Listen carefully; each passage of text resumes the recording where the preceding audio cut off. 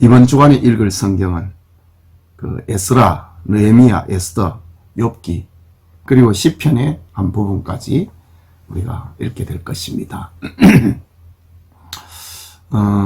성경을 읽는 분량은 똑같지만은 많은 성경을 이렇게 접하게 됩니다. 에스라, 느헤미야, 에스더 그리고 시가세의 한 부분인 욥기 성경까지 읽어 나갈 것입니다. 잘 이해를 하시고 성경을 읽어 나가면은 재미와 그리고 믿음이 더해져 갈 것입니다. 특별히 에스라, 느헤미야, 에스더 이 세 권의 성경은 포로 후기에 기록된 성경입니다. 이스라엘 백성들이 유다지요 하나님께 범죄함으로 인하여서 바벨론에 세 차례에 걸쳐서 포로로 끌려갔습니다. 에레미야의 예언대로 유다 백성들은 70년 동안 바벨론에서 포로 생활을 합니다. 70년이 찼을 때에 역시 에레미야와 이사야 선지자의 예언대로 참 기적 같은 하나님의 은혜로 귀환을 하게 됩니다. 그 내용을 담고 있는 성경이 이번에 에스라, 느헤미야, 에스더 이 역사서의 마지막 부분에 해당이 됩니다.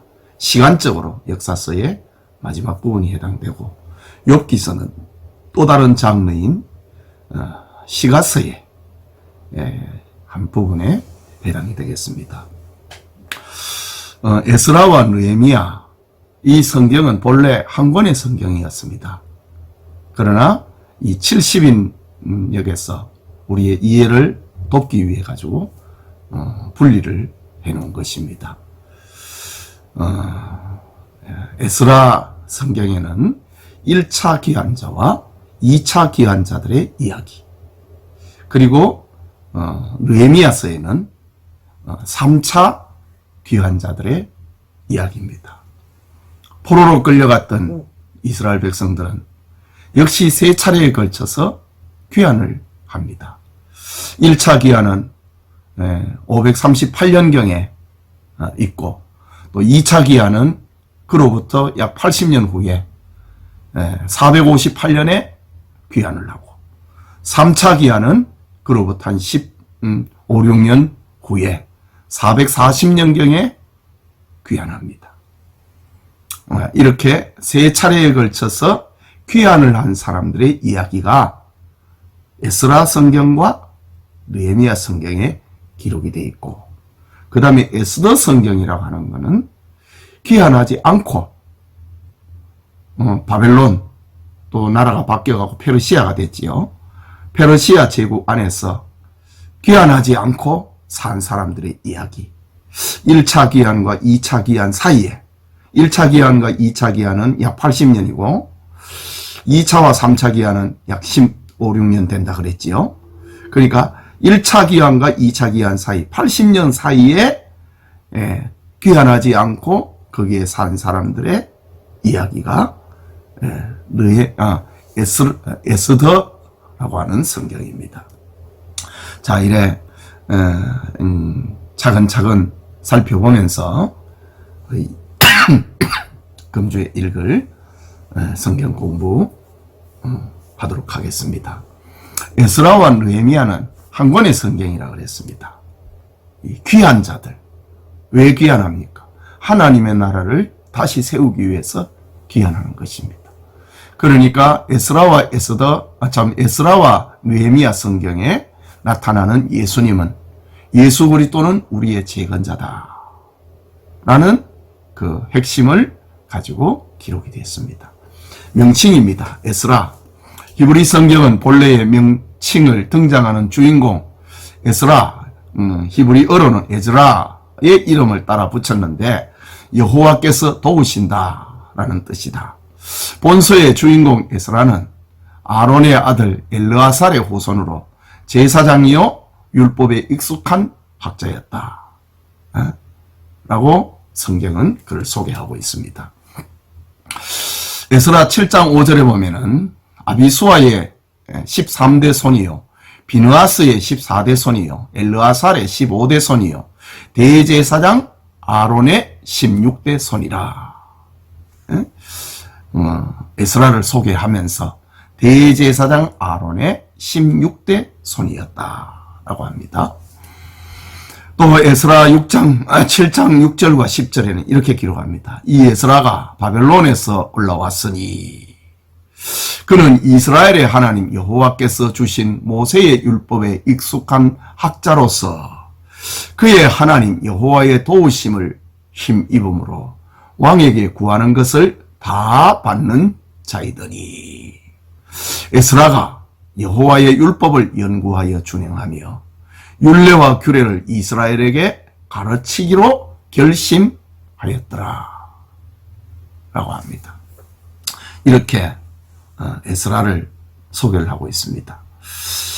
에스라 성경의 저자입니다. 본문에서 에스라를 저자로 언급을 하고 있지는 않지만은 에스라로 추정을 하고 있다. 이유는 본문에서 에스라 자신을 1인칭으로 표현하고 있기 때문이다. 에스라 자신을 소개하면서 대제사장의 아론이여 16대 손이라고 하면서 또 에스라를 자기를 표현한 1인칭으로 사용을 하고 있다. 기록 장소는 귀환에서 포로지에서 돌아와서 유다 예루살렘에서 기록을 했다. 기록의 연대 1차 기한은 538년에 1차 기한을 하고 또 2차 기한은 458년에 2차 기한을 하고 그리고 3차 기한은 440년에 이 기한을 합니다. 그런데 이 에스라는 1차 기한 때의 사람 지도자가 아닙니다. 그는 2차 기한 때의 지도자입니다. 2차 기한의 지도자였는데 80년 전에 돌아왔던 사람들의 그 역사 이야기를 에스라가 학자였잖아요. 에스라가 그 역사를 다 기록을 합니다. 그러면서 또 에스라 귀환으로부터 약 15년 후에 느헤미야가 또 돌아온다 그랬지요. 느헤미야가 돌아오는데 느헤미야가 돌아왔을 때도 역시 에스라가 활동을 합니다. 느헤미야는 행정가거든요. 에스라는 정치가가 아니고 제사장이고 서기관이고 학자였습니다. 그러니까 느헤미야가 정치관자로서 이 무대를, 이 무너져버린 성벽을 다 건설을 해놓고 신앙 부흥을 할 때에 에스라는 2차 기한자인데 3차 기한자였던 느헤미야가 성벽을 재건을 하고 난 다음에 신앙 부흥을 운동을 할 때에 강사로 에스라를 이렇게 강단에 세우게 됩니다. 이때에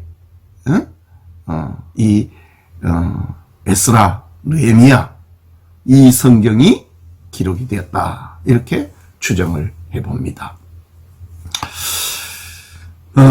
이제 그 근거로서는 에스라 10장 6절에 보면은 이에 에스라가 하나님의 성전 앞에서 일어나 엘리야십의 아들 여호하나의 방으로 들어가니라. 그가 들어가서 사로잡혔던 자들의 죄를 근신하며 하여 음식도 먹지 아니하며 물도 마시지 아니하더니.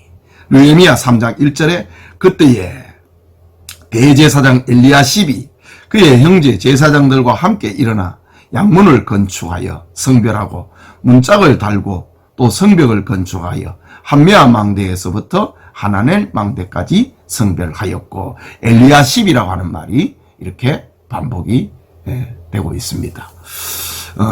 이 시대에 그 엘리야가 참 그 에스라가 활동을 했다고 하는 것이지요.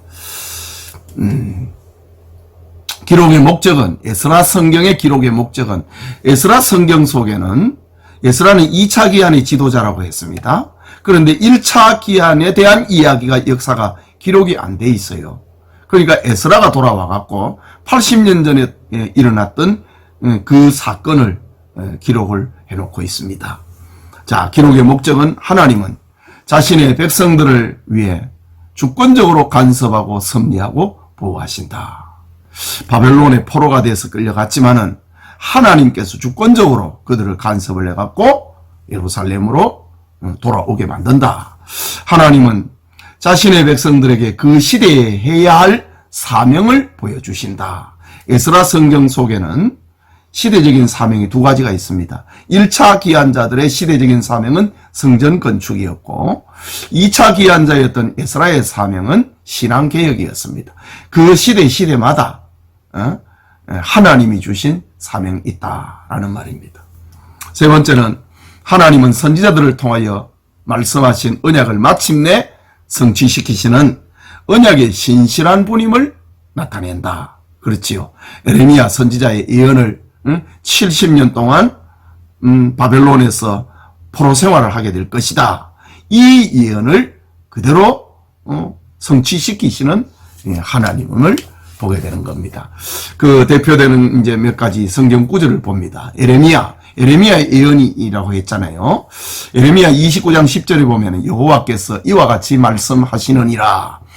바벨론에서 70년이 차면 아직 유다가 멸망하지 않았을 때입니다. 그런데 하나님은 에레미야를 보내어가지고 이 심판의 메시지를 전하는데 바벨론에서 70년이 차면 내가 너희를 돌보고 나의 선한 말을 너희에게 성취하여 너희를 이곳으로 돌아오게 하리라. 하나님은 언약에 신실하신 하나님이시다. 자신의 약속은 파기되거나 수정되거나 중단되지 않는다라는 것을 말하고 있습니다. 역대하 36장 21절에는 1차 기한의 당시의 사건을 기록을 하고 있습니다. 이에 토지가 황폐하여 땅이 안식을 누림같이 안식하여 70년을 지냈으니 여호와께서 에레미야의 입으로 하신 말씀이 이루어졌더라. 포로 기한 때의 이야기입니다. 페르시아의 고레스 왕이 등장을 해서 유다 백성들을 귀환하라 라고 말을 했다는 거지요. 자, 그 다음에 에스라 1장 1절입니다. 바사왕 고레스 원년에 여호와께서 에레미야의 입을 통하여 하신 말씀을 이루게 하시려고 바사왕 고레스의 마음을 감동시키심에 그가 온 나라에 공포도 하고 조소도 내려 이르되 하나님의 백성은 예루살렘으로 돌아가라. 가서 성전을 건축하라. 이런 이야기를 한다는 거지요. 이 세 개의 성경 구절에서 반복되는 말이 무엇입니까? 에레미야의 입을 통하여서 하신 말씀을 이루게 하시려고 70년이 지나고 난 다음에 포로지에 끌려온 유다 백성들이 70년이 지나고 난 다음에 예언의 말씀대로 그들은 귀환하였다라는 겁니다. 그게 이제 이 기록의 목적의 어떤 역사적인 목적입니다. 주제입니다. 에스라 성경의 주제. 포로 귀환. 그 다음에 성전 재건이지요. 그 다음에 신앙 개혁을 통해 재건되는 선민의 역사를 기록하고 있다. 그런데 이제 에스라 성경에는 아까 말씀드린 것처럼 1차 기한의 이야기와 2차 기한의 이야기가 같이 섞여 있습니다. 1장에서 6장까지는 1차 기한의 이야기고 이제 7장부터 10장까지는 2차 기한의 이야기, 에스라 자기 이야기입니다. 예. 그런데 이 전체를 이제 한꺼번에 묶어 놓을 때는 귀환과 성전 건축과 에스라 자기의 이야기, 신앙 재건 이 세 가지를 주제로 하고 기록이 되어 있다. 자, 에스라 5장 12절에서 13절에 보면은 우리 조상들이 하늘에 계신 하나님을 노엽게 하였으므로 하나님이 그들을 갈대아 사람 바벨론 왕 느부갓네살의 손에 넘기심에 그가 이 성전을 헐며 이 백성을 사로잡아 바벨론으로 옮겼더니 포로가 돼서 끌려갔다 이거지요.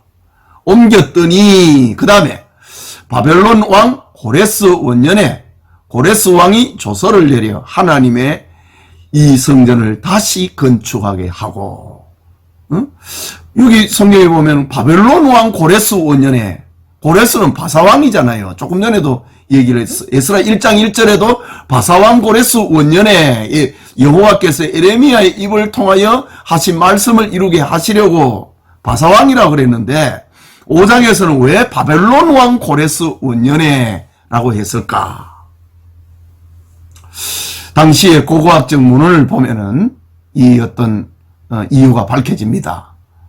바벨론을 정복을 했던 바사의 고레스 왕은 역사적인 정통성을 이어가렸고 자신을 바벨론의 왕이라고 호칭하기도 했습니다.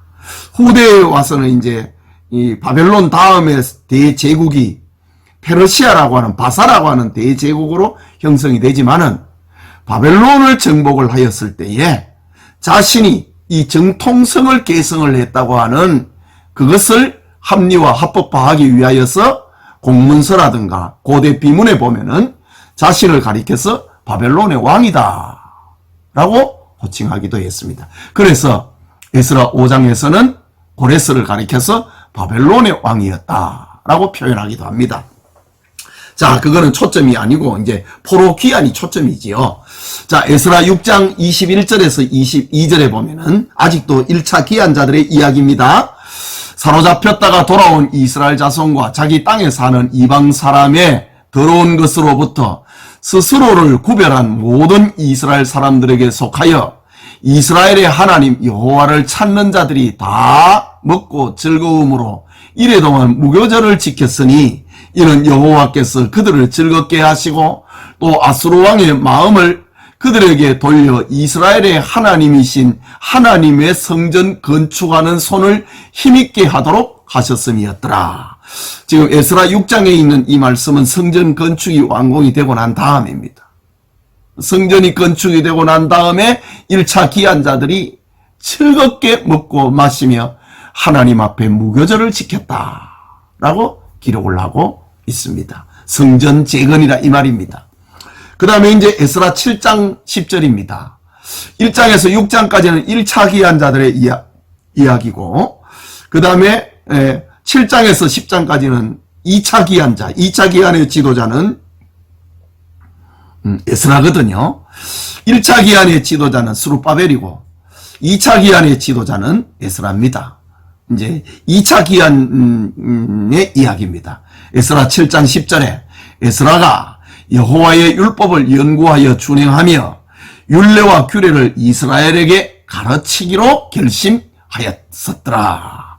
그러니까 에스라가 바벨론이 바사에서 페르시아에서 귀환한 1차 귀환이 있고 난 다음에 80년이 지나고 난 다음에 에스라가 귀환한 목적이 뭐냐? 하나님의 말씀을 가르쳐 지키게 하려고 귀환하였다. 그 2차 귀환의 그 목적을 이렇게 밝히고 있는 겁니다. 자, 에스라 성경이 갖는 특징입니다. 역대기 그리고 에스라, 느헤미야서를 연결을 하여 이스라엘의 왕정 초기의 초기 그리고 몰락 회복의 전 과정을 연결하고는 책이다. 여러분 역대기 성경은 에스라가 기록했다 그랬잖아요. 바벨론에서 포로지에서 돌아온 에스라가 긴 이스라엘의 역사를 기록을 했다 했잖아요. 그 긴 이스라엘의 역사는 이스라엘의 어떤 초기와 중기와 몰락 그게 이제 역대기였잖아요. 그런데 에스라 성경에는 바벨론에서 70년 포로를 생활을 하고 난 다음에 돌아왔다는 이야기입니다. 그리고 성전이 재건이 됐다는 이야기지요. 그리고 에스라를 통하여서 신앙이 재건이 됐다고 하는 이야기. 그리고 그 다음에 느헤미야서를 통하여서 이제 행정 질서가 재건이 되는 이런 이야기. 그러니까 이 에스라 성경이 역사서 가운데 이 차지하고 있는 특징은 연결하는 이스라엘의 왕정 초기와 몰락, 회복의 전 과정을 연결을 하고 있는 책이다. 에스라는 역사를 그렇게 서술을 했다 이거예요. 연결이라고 하는 이스라엘 전 역사를 바벨론 포로와 포로 귀환의 이 과정을 연결을 해갖고 다시 재건된 이스라엘을 나타내려고 이 성경을 기록했다. 라는 겁니다. 두 번째, 타락의 결과로 포로 생활을 하던 백성들이 하나님의 사랑으로 신앙 공동체로 회복이 된다. 이스라엘 사람들의 그 바벨론에서 포로 귀환은 그들이 독립운동을 해서 된 거 아닙니다. 무슨 정화운동을 해서 된 거 아닙니다. 어느 날 갑자기 저 시편의 성경을 보면은 우리가 돌아오는 그날을 꿈꾸는 것 같았다가 그렇게 표현을 하고 있습니다. 전적인 하나님의 은혜였다. 이것은 바로 우리의 구원을 두고 하는 말입니다. 우리가 구원받고 싶어갖고 무슨 노력을 하고 자격을 갖추고 공적을 쌓아갖고 우리가 하나님의 자녀가 되는 게 아니고 전적인 하나님의 은혜로 된 사건을 이스라엘 백성들이 바벨론 포로지에서 해방되는 걸 가리켜 바로 우리의 구원을 상징을 하는 그런 의미를 가지고 있는 겁니다. 세 번째, 제사장적 관점에서 역대기는 제사장적 관점에서 기록했다고 했잖아요. 에스라 자신이 제사장이었고 학자였습니다. 제사장적 관점에서 기록을 냈던 역대기, 그러니까 제사장이니까 성전이잖아요. 성전을 왕으로 제위하면서 어떻게 관계를 했는가, 그것이 이스라엘 역대기의 전체 역사였잖아요. 자, 그러면은 역대기 성경은 제사장적인 관점에서 성전의 건축과 파괴를 기록하고 있다면 본서는 에스라 성경은 성전의 재건을 기록을 한다. 죄 때문에 파괴됐지만은 다시 재건이 됐다. 역사의 어떤 일관성입니다. 그 다음에 네 번째, 이스라엘과 이방인 사이의 혼혈종인 사마리아인들에 관해 처음으로 묘사되고 있다. 에스라 4장 1절과 2절에 보면은 성전 건축의 이야기가 기록이 됩니다. 사로잡혔던 자들의 자손이 이스라엘의 하나님 여호와의 성전을 건축한다 함을 유다와 베냐민의 대적이 듣고 스룹바벨과 족장들에게 나와 이르되 우리도 너희와 함께 건축하게 하라. 우리도 너희같이 너희 하나님을 찾노라. 아수르 왕 에살에돈이 우리를 이리로 오게 한 날부터 우리가 하나님께 제사를 드리노라 하니. 아수르 왕의 이야기가 나오잖아요. 아수르 왕에 의해서 우리가 멸망을 당하고 난 다음에 우리는 혈통이 섞였는데 이방인들도 있고 유대인의 혈통이 있고 막 섞여 있는 겁니다. 혼혈인이 되어버렸습니다. 우리도 하나님을 섬기고 있다는 거지요. 그러나 포로지에서 돌아왔던 스룹바벨이 볼 때에 그들은 바실론 사상에 물들어 있는 겁니다. 그래서 거절을 하지요. 자, 이런 어떤 에스라 성경의 특징을 가지고 있습니다. 에스라의 구성입니다. 1차 기한과 성전 재건 1장에서 6장까지입니다.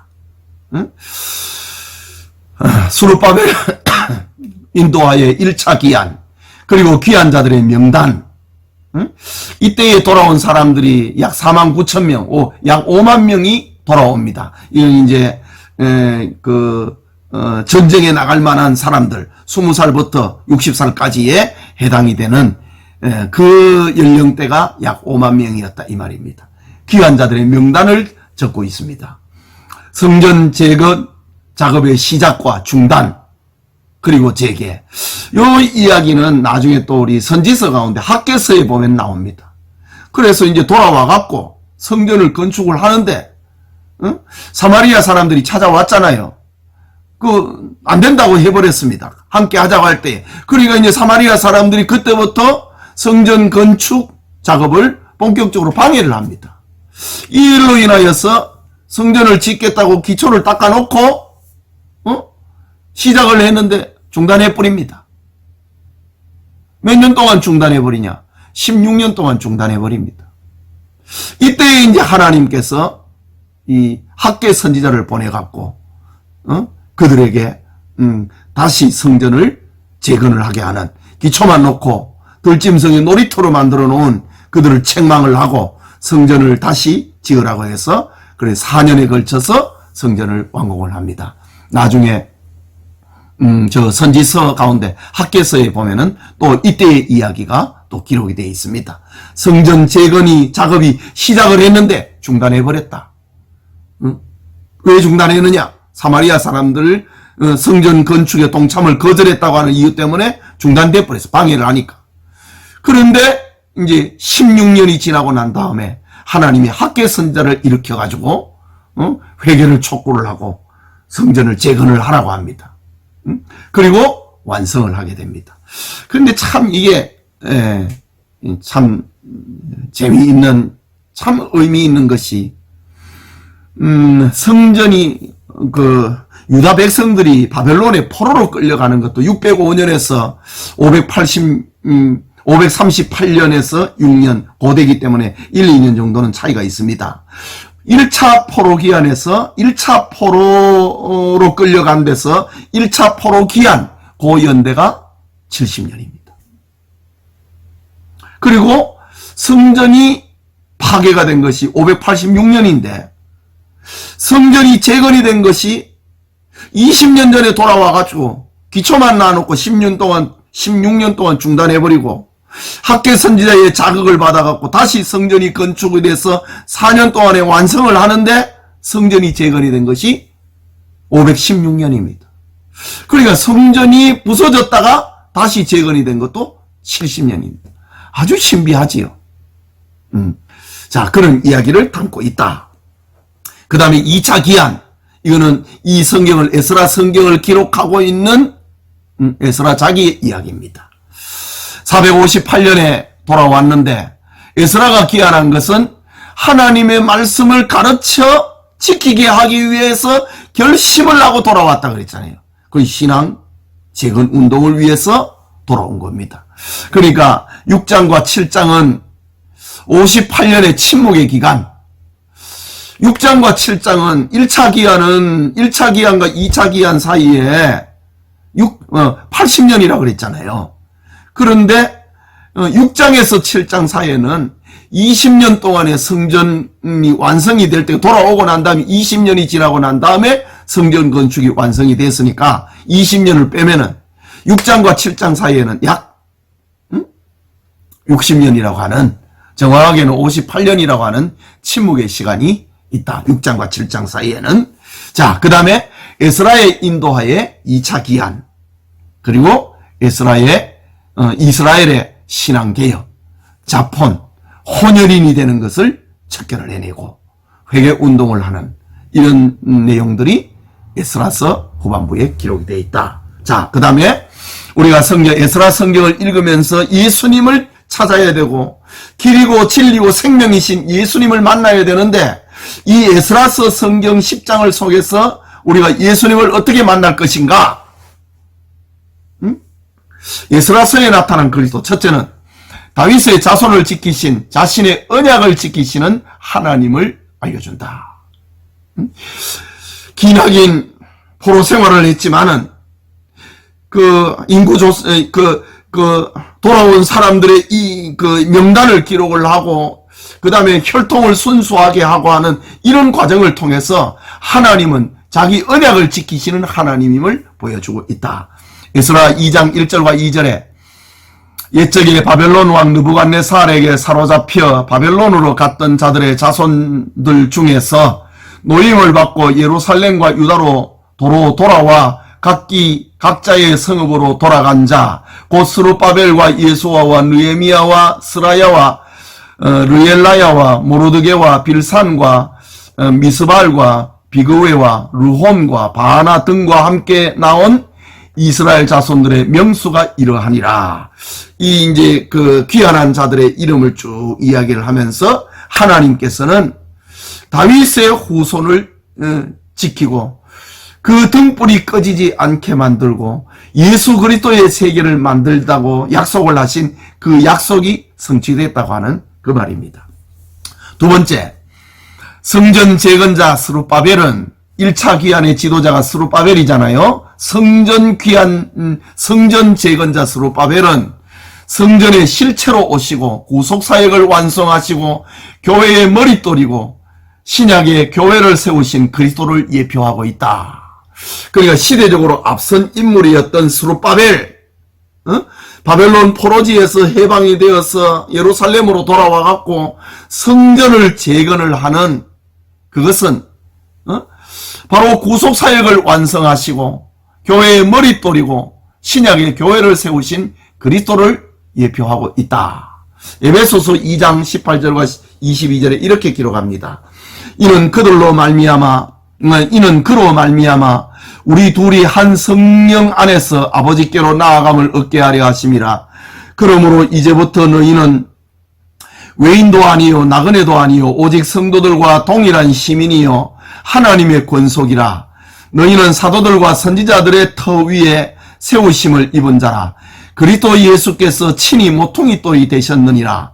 그의 안에서 건물마다 서로 연결하여 주 안에서 성전이 되어가고 너희도 성령 안에서 하나님의 거하실 처소가 되기 위하여 그리스도 예수 안에서 함께 지어져 가느니라.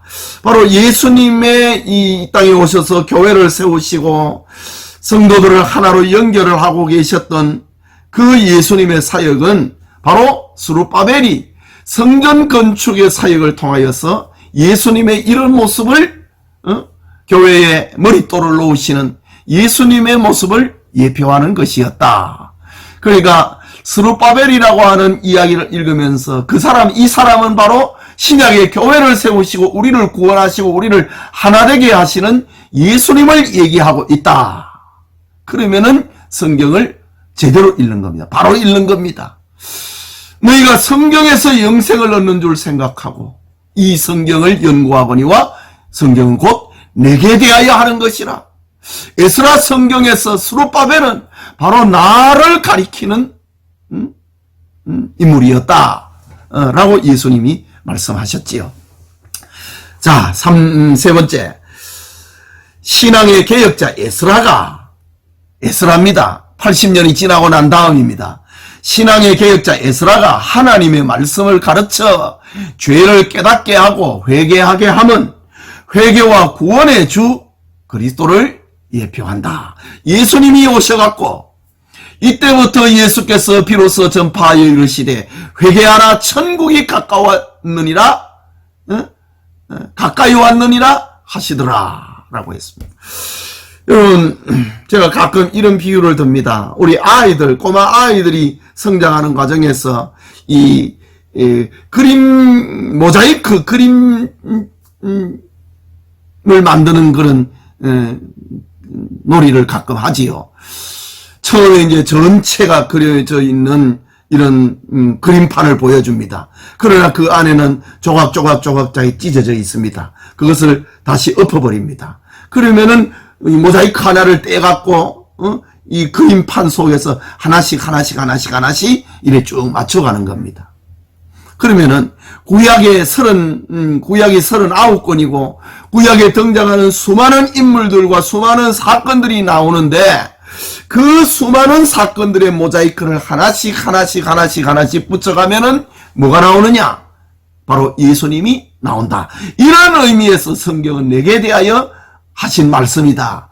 스룹바벨을 얘기를 할 때는 성전 교회의 설립자요, 그리고 구원자이신 예수님을 예표한다고 하면은 에스라는 무엇을 예표하고 있는가? 하나님의 말씀을 가르쳐 지키기로 작정을 했던 에스라는 하나님의 말씀을 가르쳐 죄를 깨닫게 하고 회개하게 하셨던 예수님의 이런 사역, 예수님의 이런 모습을 예표하는 것이었다. 그런 모자이크였다라는 겁니다. 이렇게 우리가 성경을 읽어가면서 하나씩 구약 성경에서 예수님을 찾아가지고 이렇게 바닥에다 하나씩 붙이면은 신약에 등장하신 예수님이 나온다. 그 말입니다. 이런 의미에서 모든 성경은 곧 내게 대하여 증거하는 것이다. 마태복음 4장 17절이 이때부터 예수께서 비로소 전파하여 이르시되 회개하라 천국이 가까이 왔느니라 하시더라. 바로 에스라의 그 회개를 외치고 성경을 가르치고 이런 에스라의 사역은 예수님의 회개를 외치고 회개케 하셨던 예수님의 사역을 상징한다. 사도행전 5장 30절과 31절에 너희가 나무에 달아 죽인 예수를 우리 조상의 하나님이 살리시고 이스라엘에게 회개함과 죄사함을 주시려고 그를 오른손으로 높이사 임금과 구주로 삼으셨느니라. 회개하고 그리고 회개하게 하고 죄를 용서하게 하시는 예수님. 우리가 에스라를 통하여서 예수님의 이런 모습을 우리가 보게 된다는 거지요. 에베소서 2장 12절에서 14절에 그때에 너희는 그리스도 밖에 있었고 이스라엘 나라 밖의 사람이라. 약속의 언약들에 대하여는 외인이요 세상에서 소망이 없고 하나님도 없는 자이더니 이제는 전이 멀리 있던 너희가 그리스도 예수 안에서 그리스도의 피로 가까워졌느니라. 그는 우리의 화평이신지라 둘로 하나를 만드사 원수된 것 곧 중간에 막힌 담을 자기 육체로 허시고. 에스라의 사역이 바로 이런 사역을 했다는 겁니다.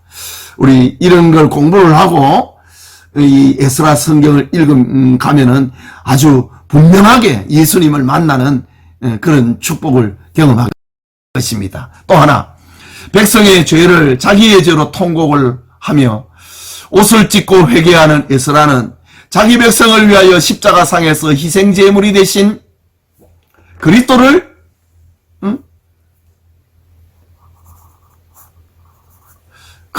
예표한다.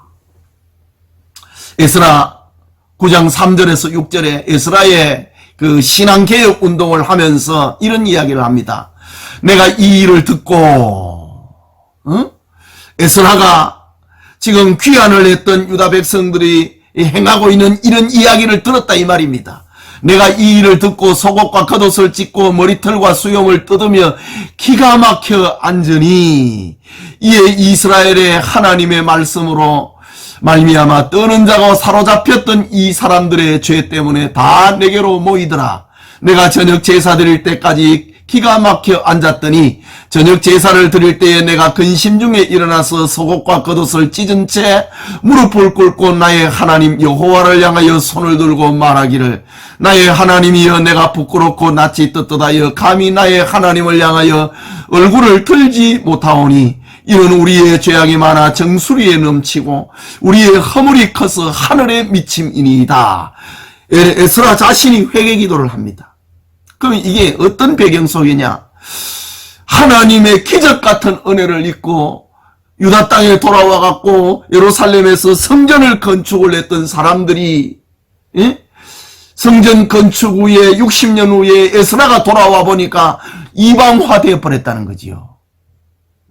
우리가 이런 큰 은혜를 받고도 또다시 멸망시대의 죄를 또 짓고 있으니까 에스라가 얼굴이 떳떳해서 낯을 들지 못하고 하나님 앞에 회개하고 있는, 마치 자기 죄를 회개하듯이 에스라가 회개 기도하고 있는 이런 모습, 이것은 바로 십자가상에서 희생제물이 되신 그리스도를 예표하고 있다. 누가복음 19장 41절에서 44절에 가까이 오사 성을 보시고 우시며 이르시되 너도 오늘 평화에 관한 일을 알았더라면 좋을 뻔하였거니와 지금 내 눈에 숨겨졌도다. 날이 이를지라 내 원수들이 토둔을 쌓고 너를 둘러 사면으로 가두고 또 너와 및 그 가운데 있는 내 자식들을 땅에 맺히며 돌 하나도 돌 위에 남기지 아니하리니 이는 네가 보살핌 받는 날을 알지 못함을 인함이라 하시니라. 또 로마서 8장 34절에 누가 정죄하리요 죽으실 뿐 아니라 다시 살아나신 이는 그리스도 예수시니 그는 하나님 우편에 계신 자요 우리를 위하여 간구하시는 자신이라. 예수님이 이 땅에 오셔서 죄짐을 다 짊어지시고 본인이 우셨고 본인이 십자가에 죽으셨다고 하는 그런 모습. 에스라가 바로 자기 죄를 회개하듯이 그 시대 사람들을, 동족들의 죄를 회개했다는 거지. 히브리서 7장 25절에 그러므로 자기를 힘입어 하나님께 나아가는 자들을 온전히 구원하실 수 있으니 이는 그가 항상 살아계셔서 그를 위하여 간구하심이라.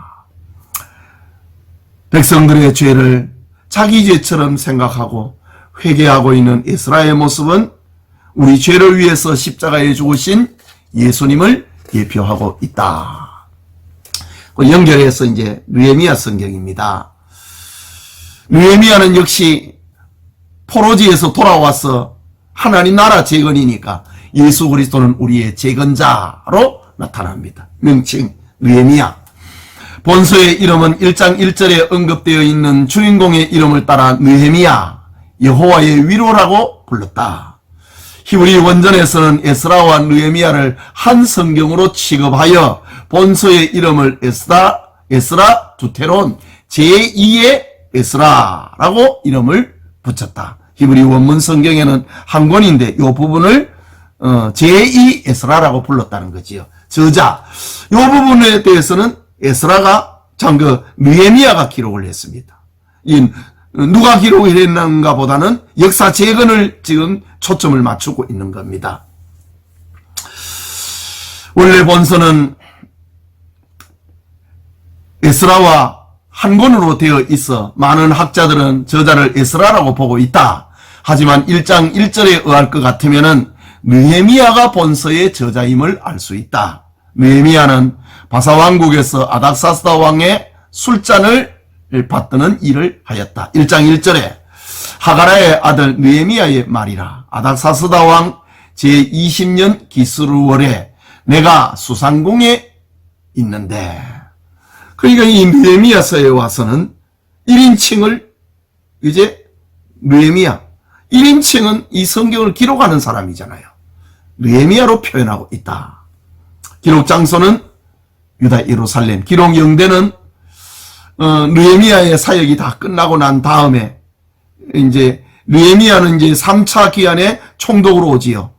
이런 총독의 직임을 다 끝나고 난 다음 그 어느 시점에 기록을 했을 것이다. 그래서 420년경으로 추정을 합니다. 본서에 나오는 사건들이 주전 444년 제3차 포로 귀환에서부터 느헤미야의 제2차 귀국까지 약 10년 사이에 기록인 것으로 보이는데, 본서는 느헤미야가 총독에서 은퇴한 후 주전 420년경에 과거를 돌아보며 기록한 것으로 짐작할 수 있다.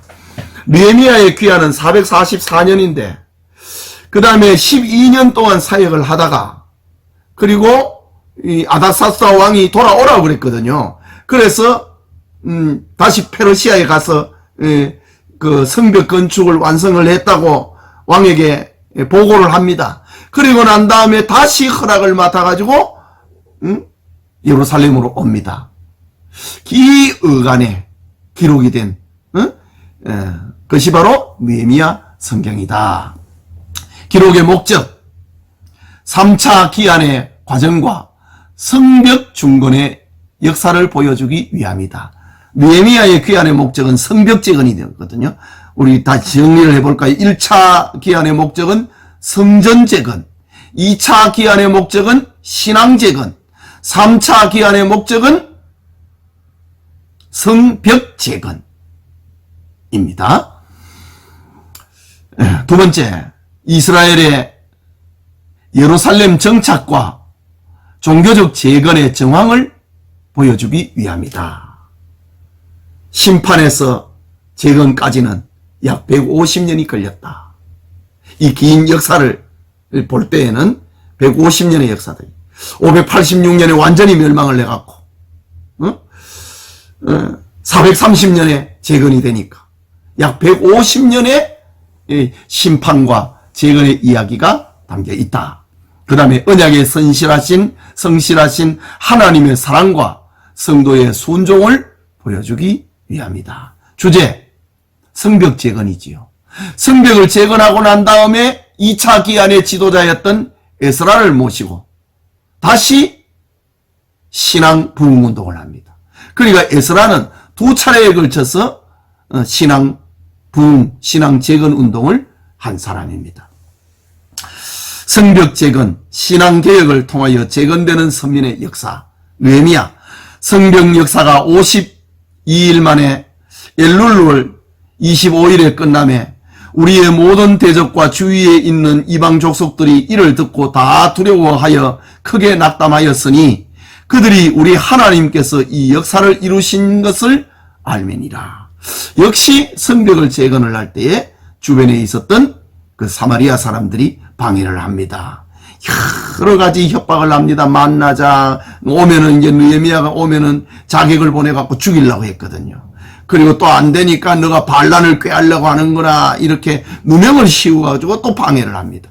그럼에도 끄떡도 하지 아니하고 느헤미야는 성벽을 재건을 하는데 기적같이 52일 만에 무너진 성벽을 다시 복구를 해버립니다. 그 이야기가 느헤미야서에 기록이 되어 있습니다. 느헤미야 8장 8절에서 9절에 성벽을 다 재건을 하고 국가의 행정 조직을 다 이제 정비를 하고 난 다음에 해야 되는 것은 이제 신앙 재건이지요. 다시 에스라를 모시고 제2의 부흥운동을 하게 됩니다. 그 이야기가 8장 8절에서 9절에 기록됩니다. 하나님의 율법책을 낭독하고 그 뜻을 해석하여 백성에게 그 낭독하는 것을 다 깨닫게 하니 백성이 율법의 말씀을 듣고 다 우는지라. 총독 느헤미야와 제사장 겸 학사 에스라와 백성을 가르치는 레위 사람들이 모든 백성에게 이르기를 오늘은 너희의 하나님 여호와의 성일이니 슬퍼하지 말며 울지 말라 하고 이 신앙 재건 운동을 하는, 그러니까 에스라에도 아까 얘기한 것처럼 신앙 부흥, 느헤미야서에 와가지고도 또 신앙 부흥, 그 1차 부흥은 완성을 하지 못하는 거지요. 그런데 이제 행정적인 뒷받침 속에서 에스라가 신앙 부흥 운동을 할 때에, 말씀 운동을 할 때 그것은 대성황을 거두고 있는 그런 내용을 이 느헤미야 성경에 기록을 해놓고 있습니다. 그렇다면 이제 느헤미야 성경이 갖는 몇 가지 특징입니다. 예루살렘 성벽 재건과 언약의 재갱신을 기록한 책이다. 그러니까 에스라가 집회를 인도하고 이제 그 결론은 뭡니까? 우리는 이제 이방 신을 따르지 아니하고 이방인들의 풍습을 따르지 아니하고 오직 여호와만을 섬기겠습니다. 그 결론을 받아내는 거잖아요. 예루살렘 성벽 재건과 언약의 재갱신을 기록한 책이다. 둘째로 에스라는 성전 중심의 역사를 기록한 반면에 느헤미야는 정치, 외교, 종교적 입장을 공평한 시각에서 기록한 책이다. 그렇지요. 에스라는 제사장이고, 그리고 느헤미야는 행정관입니다. 바사 제국의 유다 총독으로 부임을 했거든요. 행정관입니다. 그러니까 느헤미야는 폭이 훨씬 더 넓지요. 예. 그 다음에 세 번째, 말라기는 구약의 마지막 예언서이며 느헤미야는 마지막 역사서이다. 네. 이 시대에 또 활동을 했던 선지자 한 명이 바로 말라기 성경입니다. 우리 나중에 말라기 공부를 할 때에 또 배우도록 하겠습니다. 네 번째, 스룹바벨과 예수아는 1차 기한자지요. 성전을 회복시켰으며 2차 기한자 에스라는 하나님께서 주신 율법의 권위를 회복을 하였다. 그 바탕 위에 느헤미야는 성전을 재건하고 정치, 사회적인 전반 여건을 재건한 책이다. 느헤미야서의 특징입니다. 느헤미야 2장 19절에서 20절에 보면 이렇게 나옵니다. 호론 사람 산발락과 종이었던 암몬 사람 도비야와 아라비아 사람 게셈이 이 말을 듣고 우리를 업신여기고 우리를 비웃어 이르되 너희가 하는 일이 무엇이냐? 느헤미야가 와가지고 지금 성벽을 재건하니까 이제 주변에 있던 사람들이 와서 조롱하고 비웃고 협박하는 그런 장면입니다. 너희가 하는 일이 무엇이냐? 너희가 왕을 배반하고자 하느냐 하기로 내가 그들에게 대답하여 이르되 하늘의 하나님이 우리를 형통하게 하시리니 그의 종들인 우리가 일어나 건축하려니와 오직 너희에게는 예루살렘에서 아무 기업도 없고 권리도 없고 기억되는 바도 없다 하였느니라. 성벽 재건하는 거. 너희들하고는, 이방인들 너희들하고는, 사마리아인들 너희들하고는 상관없는 일이다. 성벽 재건에 대한 기록이다. 다섯 번째, 느헤미야의 4대 개혁 운동. 느헤미야가 이제 성벽을 다 건축을 하고 난 다음에 에스라를 이제 강단에 세워갖고 에스라를 중심으로 이제 개혁 운동을 하는데, 이 느헤미야서에는 4개 개혁 운동이 나온대요. 하나는 성전 정화 운동. 70년 전에 세워졌던 성전이 또다시 더럽혀졌습니다. 성전 정화 운동. 레위인의 분깃과 11조 개혁. 느헤미야가 성벽을 재건을 하고 임무를 완성을 하고 난 다음에 이 페르시아에 다녀오니까 성전에 왔는데 성전이 지금 막 더럽혀진 겁니다. 제사장들도 보이지 않습니다. 느헤미야가 조사를 해보니까 유다 백성들이 11조를 안 내는 거예요. 하나님 앞에 감사를 하지 않는 거예요. 그러니까 기업이 없는 레위인들과 제사장들은 먹을 것이 없잖아요. 그래서 먹고 살기 위해서 고향으로 다 가버린 겁니다. 시골로 가버렸습니다. 살기 위해 가지고. 그래서 이제 느헤미야가 돌아와 갖고 백성의 지도자들을 꾸짖습니다. 이게 또 하나의 개혁 운동이거든요.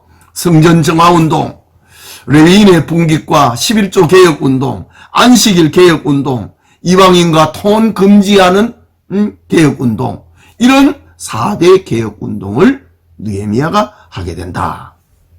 느헤미야서의 구성입니다. 1장에서 13장까지 구성이 되어 있는데 전반부에는 이렇습니다. 예루살렘 성벽 재건입니다. 느헤미야의 귀환 과정, 예루살렘 성벽이 부서졌다고 하는 비보를 저 페르시아의 왕궁에서 느헤미야가 듣습니다. 그리고 느헤미야의 기도하고 왕에게 나를 보내달라고 하는 허락을 요구하고 있는 그런 장면들. 성벽 재건 작업의 시작을 하기 위해서 느헤미야는 행정관이고 정치인입니다. 아주 주도 면밀했습니다. 비밀리에 무너진 성벽을 전부 다 밤에 답사를 합니다. 그리고 이제 답사를 하고 난 다음에 성벽 재건을 하자. 아닥사스다 왕의 왕명까지도 내가 다 받아왔다. 성벽 재건을 하자. 라는 장면. 자, 그러니까 이제 대적들이 일어났습니다. 아까 읽은 말씀이었죠. 산발락과 도비와 게셈 등의 방해로 인해 가지고 낙심을 합니다. 그럼에도 불구하고 느헤미야는 실망하지 않고 성벽을 재건을 하는데 52일 만에 완성을 합니다. 성벽 재건을 완성을 하고 난 다음에 그 1차 기한자들의 명단, 이스라엘의 혈통을 확인을 합니다. 뿌리 찾기를 합니다. 이것은 대단히 중요한 겁니다. 우리 역대기 성경에도 보면 족보가 기록이 되어 있잖아요. 그 다음에 바벨론 포로지에서 돌아온 사람들의 이야기가 에스라 전반부에 기록이 됐잖아요. 그런데 그 이후에 한 100년 동안에 벌어진 이 사람들의 이 혈통에 대해서는 또 섞여버렸습니다. 그래서 가짜 유대인들을 찾아내갖고 그들을 쫓아냅니다. 혈통을 순결하게 한다. 순수 혈통을 만든다. 이건 뭘 얘기를 하느냐? 예수 그리스도의 혈통을 이어가게 하시는 하나님의 느헤미야를 통하여서 하신 하나님의 일이었다. 예수님의 혈통이 다윗의 직계 후손을 통해서 온다고 했는데 이 포로 귀환과 포로와 포로 귀환의 그 시대에 섞여버렸던, 다시 또 섞여버렸던 그 혈통을, 순수 혈통을 또 찾아내가지고 뿌리찾기를 하는 그런 장면. 하나님이 시키신 그런 일이었지요. 자, 이 일을 완성을 하고 난 다음에 인구도 재분배를 다 했습니다. 그 다음에 이제 에스라를 중심으로 신앙개혁 운동을 하고 1차 개혁 운동을 하고 이제 부흥 운동을 하고 난 다음에 이제 자기의 임무를 끝마치고 페르시아로 돌아갑니다. 돌아가갖고 이제 다시 돌아오니까 또 망가져 버렸습니다. 그래서 아까 4대 개혁 운동, 성전 정화와 레위인의 분깃과 11조 개혁, 안식일 개혁, 이방인과의 통혼 금지, 이런 개혁 운동을 합니다. 자, 13년 만에 다시 등장한 에스라의 율법 해석, 백성들의 회개와 언약 갱신, 민족적 회개와 과거 회상 언약을 재갱신하고 있는 것. 언약을 갱신한다고 하는 것은 우리가 하나님을 잘 믿겠습니다. 우상을 버리겠습니다. 혈통을 순수하게 하겠습니다. 이방인과 결혼하지 않겠습니다. 이런 언약을 재갱신하고 있는 겁니다. 예루살렘과 유다의 새 거주자들, 예루살렘 성벽 봉헌식, 느헤미야에 의한 개혁운동, 이런 내용들을 쭉 기록을 하고 있습니다. 그러면은 이 느헤미야서에 나타난 그리스도, 에스라 성경에서 나타난 그리스도와 같은 어떤 방법으로 보면 되겠습니다. 느헤미야에 나타난 그리스도, 근동의 고위직을 버리고 왕의 술 맡은 관원장이었거든요. 그러니까 왕의 측근 가운데 최측근입니다. 왕의 음식을 관장을 하고 있었던, 당시에는 음식을 통해서 왕을 독살을 하니까 가장 믿음직한 사람이 이 음식을 관장을 합니다. 일종의 요즘 표현을 하면 비서실장격이 해당이 됩니다. 근동의 고위직을 버리고 느헤미야가 그랬다 이거지.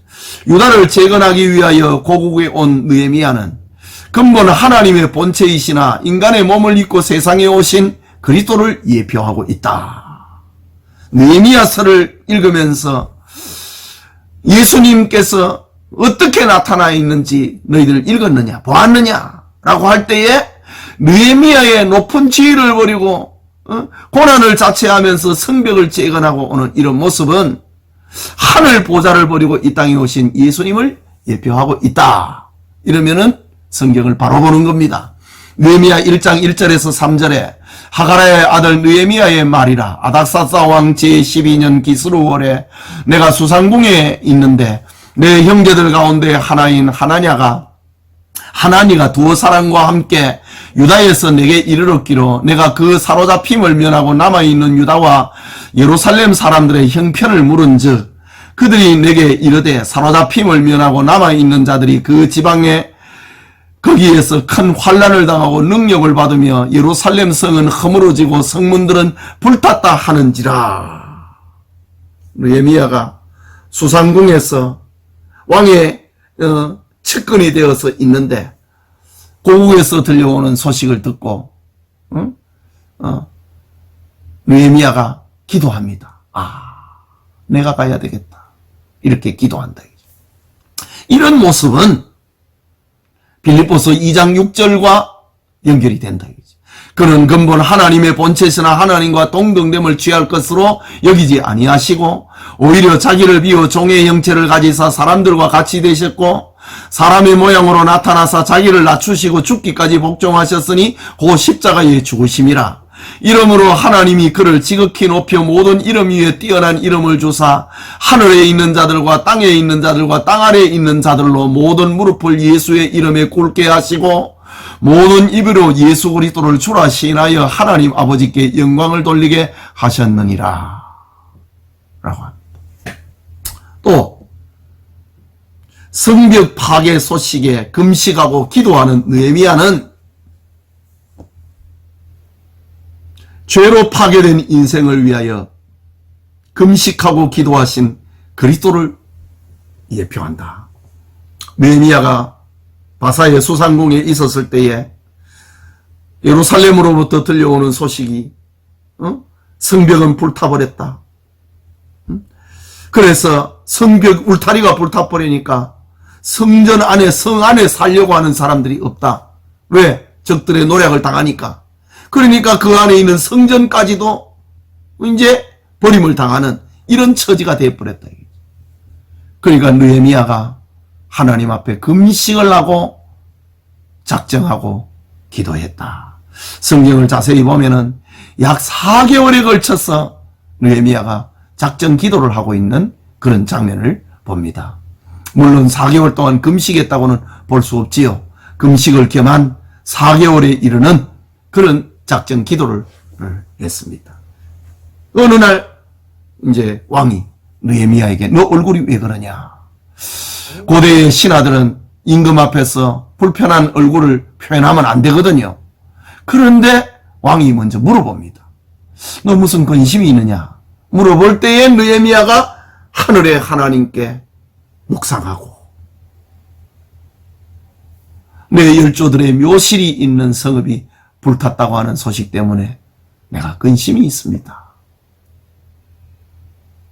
성전과 성벽이 불타버렸다고 하는 이야기는 하지 않고 열조의 묘실이 있는 이 고국의 성읍이 무너졌다는 소식 때문에 내가 근심하고 있습니다. 고대의 사람들은 조상들의 무덤을 굉장히 신성시했거든요. 성벽이 무너져 갖고 내가 근심한다고 하면은 오해를 받을 수도 있잖아요. 그런데 내 조상의 무덤이 있는 곳에 성벽이 무너져 가지고 이방인들의 노랫거리를 당하고 있다는 소식 때문에 슬퍼한다고 할 때에 이 아닥사스다 왕이 측은한 마음이 생기고 너 갔다 와라. 너 없으면 내 불편한 거 알지. 언제까지 오겠느냐. 이런 답을 받아갖고 오게 됩니다. 그게 12년입니다. 자, 이런 모습, 느헤미야의 이런 모습은 죄로 파괴된 인생을 위해 금식하고 기도하신 그리스도를 예표하고 있다. 느헤미야 1장 4절과 5절에 내가 이 말을 듣고 앉아서 울고 수일 동안 슬퍼하며 하늘의 하나님 앞에 금식하며 기도하며 이르되 하늘의 하나님 여호와 크고 두려우신 하나님이여 주를 사랑하고 주의 계명을 지키는 자에게 언약을 지키시며 긍휼을 베푸시는 주여 간구하나이다. 작정하고 기도하고 있는 느헤미야의 모습, 이런 모습은 예수님에게서 찾아볼 수 있는 겁니다. 마태복음 4장 1절과 2절에 그때에 예수께서 성령에 이끌리어 마귀에게 시험을 받으러 광야로 가사 40일을 밤낮으로 금식하신 후에 줄이신지라. 예수님의 공생애가 시작이 될 때에 40일 금식 기도하고 있는 장면입니다. 요한복음 11장 33절에서 35절에 예수께서 그가 우는 것과 또 함께 온 유다인들이 우는 것을 보시고 심령의 비통이 여기시고 불쌍히 여기사 이르시되 그를 어디에 두었느냐 이르되 주여 와서 보옵소서 하니 예수께서 눈물을 흘리시더라. 나사로가 죽었다고 하는 소식을 예수님께 전하면서 전하는 자도 울었다 이거지. 그러면서 예수님이 나사로의 무덤 앞에 가가지고 예수님도 울었다는 거지. 죄로 파괴된 인생을 위하여 기도하시는 예수님의 모습. 요한복음 17장 9절과 10절에 내가 그를 위하여 비옵나니 내가 비옵는 것은 세상을 위함이 아니요 내게 주신 자들을 위함이니이다. 그들은 아버지의 것이로소이다. 내 것은 다 아버지의 것이요 아버지의 것은 내 것이온데 내가 그들로 말미암아 영광을 받았나이다. 예수님의 마지막 기도문, 감난산에서 올린 주기도문, 제자들을 위하여서, 인류를 위하여서, 그리고 예수님 자신을 위해서 기도하고 계시는 예수님의 그 말씀, 이런 모습을 우리는 느헤미야를 통해서 그 예수님의 조각 한 부분을 찾아낼 수 있다라는 겁니다. 세 번째, 모범적인 신앙생활을 통해 불의와 부정한 일을 탐한 자를 꾸짖는 느헤미야는 우리의 본이 되신 그리스도를 예표한다. 느헤미야 5장 14절과 18절에 또한 유다 땅 총독으로 세움을 받은 때에 곧 아닥사스다 왕 제20년부터 제30년까지 12년 동안은 나와 내 형제들이 총독의 녹을 먹지 아니하였느니라. 나보다 먼저 있었던 총독들은 백성에게서 양식과 포도주와 또 은 40세겔을 그들에게서 빼앗았고 또한 그들의 종자들도 백성을 압제하였으나 나는 하나님을 경외함으로 이같이 행하지 아니하고 도리어 이 성벽 공사에 힘을 다하며 땅을 사지 아니하였고 내 모든 종자들도 모여서 일을 하였으며 또 내 상에는 유다 사람들과 민장들 150명이 있고 그 외에도 우리 주위에 있는 이방 족속들 중에서 우리에게 나온 자들도 있었는데 매일 나를 위하여 소 한 마리와 살찐 양 6마리를 준비하되 닭도 많이 준비하고 열흘에 한 번씩은 각종 포도주를 갖추었나니 비록 이같이 하였을지라도 내가 총독의 녹을 요구하지 아니하였으면 이 백성의 부역이 중함이었더라. 느헤미야의 예루살렘 총독 사역 12년 동안에 나는 한 번도 봉급을 안 받았다 이 말입니다. 왜? 지금 하고 있는 일들이 너무 컸기 때문에. 나는 내 사제를 다 털어가지고 나와 함께 있는 자들의 양식을 먹었고 그들을 살게 해주었다고 하는 겁니다. 본을 보이고 있는 느헤미야의 모습. 성벽이 다 건축이 되면 요즘 표현으로 하면은 땅값이 올라가고 집값이 올라가잖아요. 응? 전에는 성벽이 없으니까 예루살렘 성 안에 있는 집값과 땅값이 그야말로 헐값이었는데 성벽이 건축이 되면 사람이 살만하면은 사람들이 그게 몰려오게 될 것이고 몰려오면은 집값과 땅값이 올라가는데 나는 그것을 알면서도 땅을 사지 않았다고 합니다. 참 멋진 위정자의 모습을 느헤미야를 통해서 보게 됩니다. 느헤미야는 행정가고 정치인입니다. 예. 느헤미야 13장 4절에서 9절에 이거 이제 12년 사역을 마치고 난 다음에 페르시아에 갔다가 다시 돌아왔을 때의 이야기입니다. 이전에 우리 하나님의 전에 방을 맡은 제사장 엘리야십이 자기가 사역을 할 때에 하나님의 성전을 맡았던 제사장 엘리야십이 도비아와 연락이 있었으므로 자기가 없을 동안에 대제사장 엘리야십이 이방인 도비아와 결탁을 했다.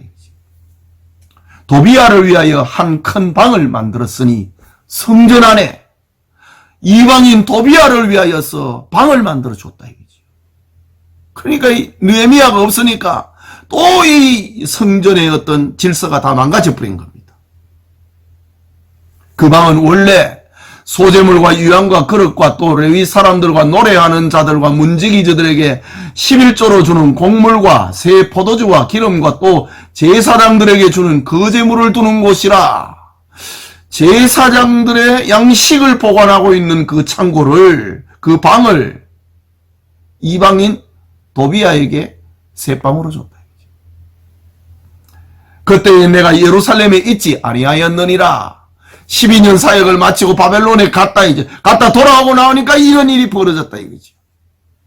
바벨론 왕 아닥사스다 왕 32년에 내가 왕에게 나아갔다가 며칠 후에 왕에게 말미를 청하고 예루살렘에 이르러서야 엘리야십이 도비아를 위하여 하나님의 전뜰에 방을 만든 악한 일을 안지라.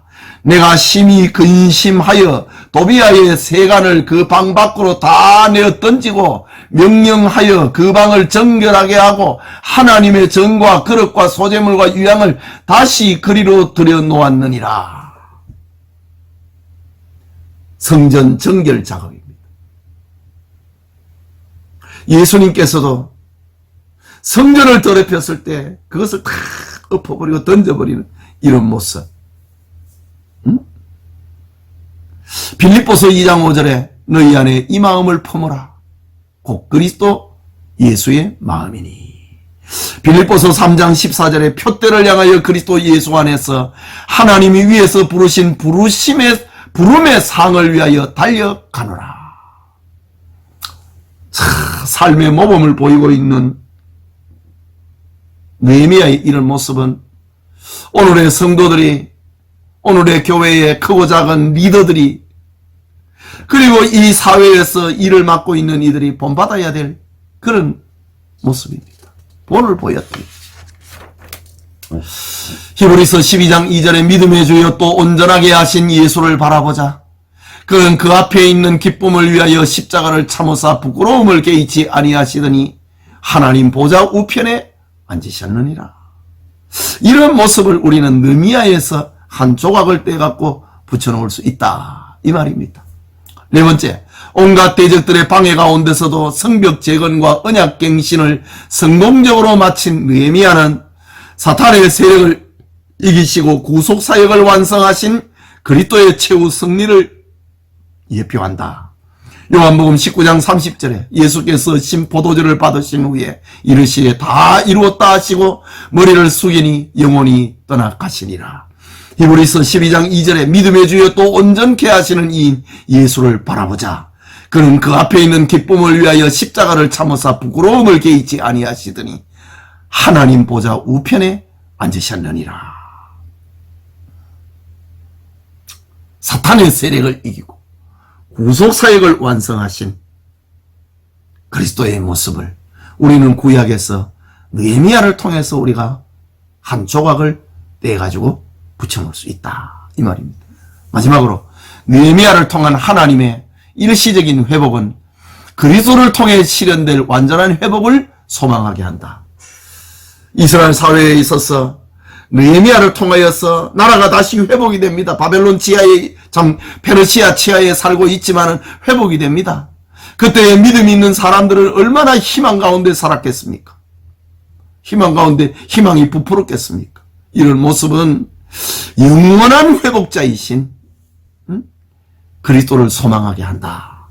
사도행전 6장 1장 6절에서 7절에 그들이 모였을 때 예수께 여쭈어 이르되 주께서 이스라엘 나라를 회복하심이 이때니까 하니 이르시되 때와 시기는 아버지께서 자기의 권한에 두셨으니 너희가 알 바 아니요. 예수님을 볼 때의 제자들은 바로 이때입니까? 라고 물었다 이거지. 느헤미야 시대의 회복의 장면을 보는 그런 모습을 또 보게 됩니다.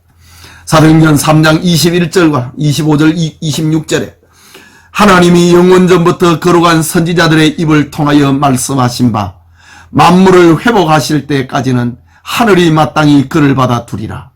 너희는 선지자들의 자손이요 또 하나님이 너희 조상들과 더불어 세우신 언약의 자손이라. 참 그 에스라 느헤미야 시대에 너희는 언약의 자손이라 이제 회복의 때를 기다렸던 그 자손이라고 하는 그 말입니다. 아브라함에게 이르시기를 땅 위에 있는 모든 종족이 너의 씨로 말미암아 복을 받으리라 하셨으니 하나님이 그 종을 세워 복 주시려고 너희에게 먼저 보내사 너희로 하여금 돌이켜 각각 그 악함을 버리게 하셨느니라. 이스라엘의 회복은 바로 느헤미야 시대에서 보았던 그 한 조각이었다라는 것입니다. 자, 우리 계속해서 에스더입니다. 에스더 성경은 1차 기한과 2차 기한, 그 80년 사이에 일어났던 그 페르시아에서 벌어진 사건 하나입니다. 우리가 에스라 성경에서 유명한 성경 구절이 있지요. 에스더가 했던 말, 죽으면 죽으리이다. 왕 앞에 가가지고 했던 말, 죽으면 죽으리이다 했던 그 말은 바로 그리스도의 모습을 상징하고 있다. 우리의 대변자이신 그리스도를 상징하고 있다. 명칭 에스더, 히브리 성경의 표제는 에스더, 히브리 말로 별이라고 하는 뜻이다. 에스더의 히브리식 이름은 에스더라고 하는 말은 페르시아 이름이고 히브리식 이름은 하다사라고 하는 뜻인데 그 뜻은 아름다운 나무라는 뜻이다. 이름이 에스더로 개명된 것은 아수에로 왕의 왕비가 된 뒤였을 것으로 추정된다.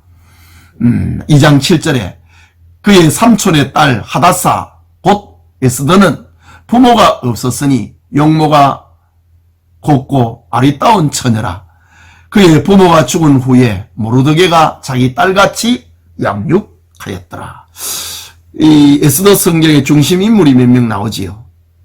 하만, 이 악의 상징, 모르드게, 에스더의 후견인, 그 다음에 에스더, 그리고 아수에로 왕, 이 네 사람이 이제 중심 인물이 돼서 나오는 이런 사건입니다. 저자 알 수가 없습니다. 에스더의 저자에 대해서 확실히 언급한 것은 아무데도 없으나 내적인 증거들로부터 어느 정도 추론은 가능하다고 본다.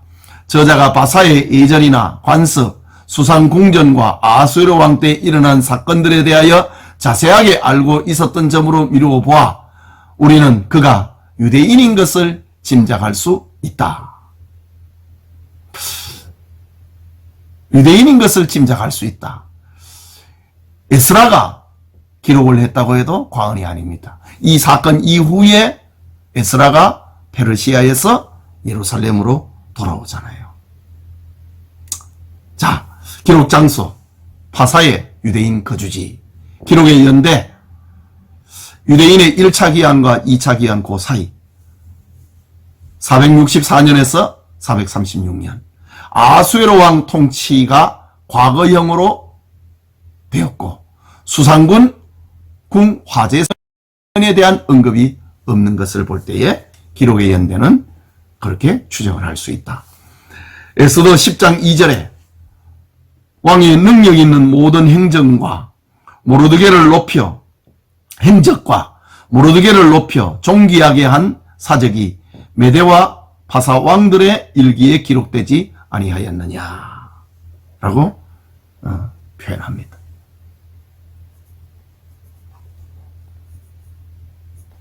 기록의 목적, 하나님은 시공을 초월하여 당신의 백성을 보호하신다. 유다 땅이 아니고 저 페르시아 땅에서도 하나님께서는 자기 백성을 보호하고 있다. 두 번째, 이방 세계에서 신앙으로 승리해야 할 이스라엘 백성들이 그 처세에 대한 표본을 제공을 한다. 이방 세계에서 좀 이따도 나오겠지만은 이 에스더 성경 안에는 하나님이라는 이름이 없습니다. 그런데도 그 안에 하나님 사상이 꽉 차 있습니다. 이건 무슨 말을 말하고 있습니까? 이방 세계에서 신앙으로 승리해야 될 이스라엘 백성들의 처세에 대한 표본이다. 굳이 말하지 않아도 에스더 성경 안에는 하나님 신앙으로 꽉 차 있다는 겁니다. 그 다음에 부림절, 제비뽑기의 역사적 기원과 의미를 후세에 전달하기 위함이다. 기록의 목적입니다. 이스라엘의 절기는 다 하나님이 정해주었습니다. 그리고 그 다음에 사건으로 만들어졌습니다. 그런데 이스라엘 백성들이 정한 절기가 있습니다. 그것은 페르시아 제국 포로민으로 살아가는 그 와중에 하만이라고 하는 악한 사람이 유다인들을 한날 한시에 다 죽이려고 했습니다. 그런데 그 날짜가 그 날이 뒤집어집니다.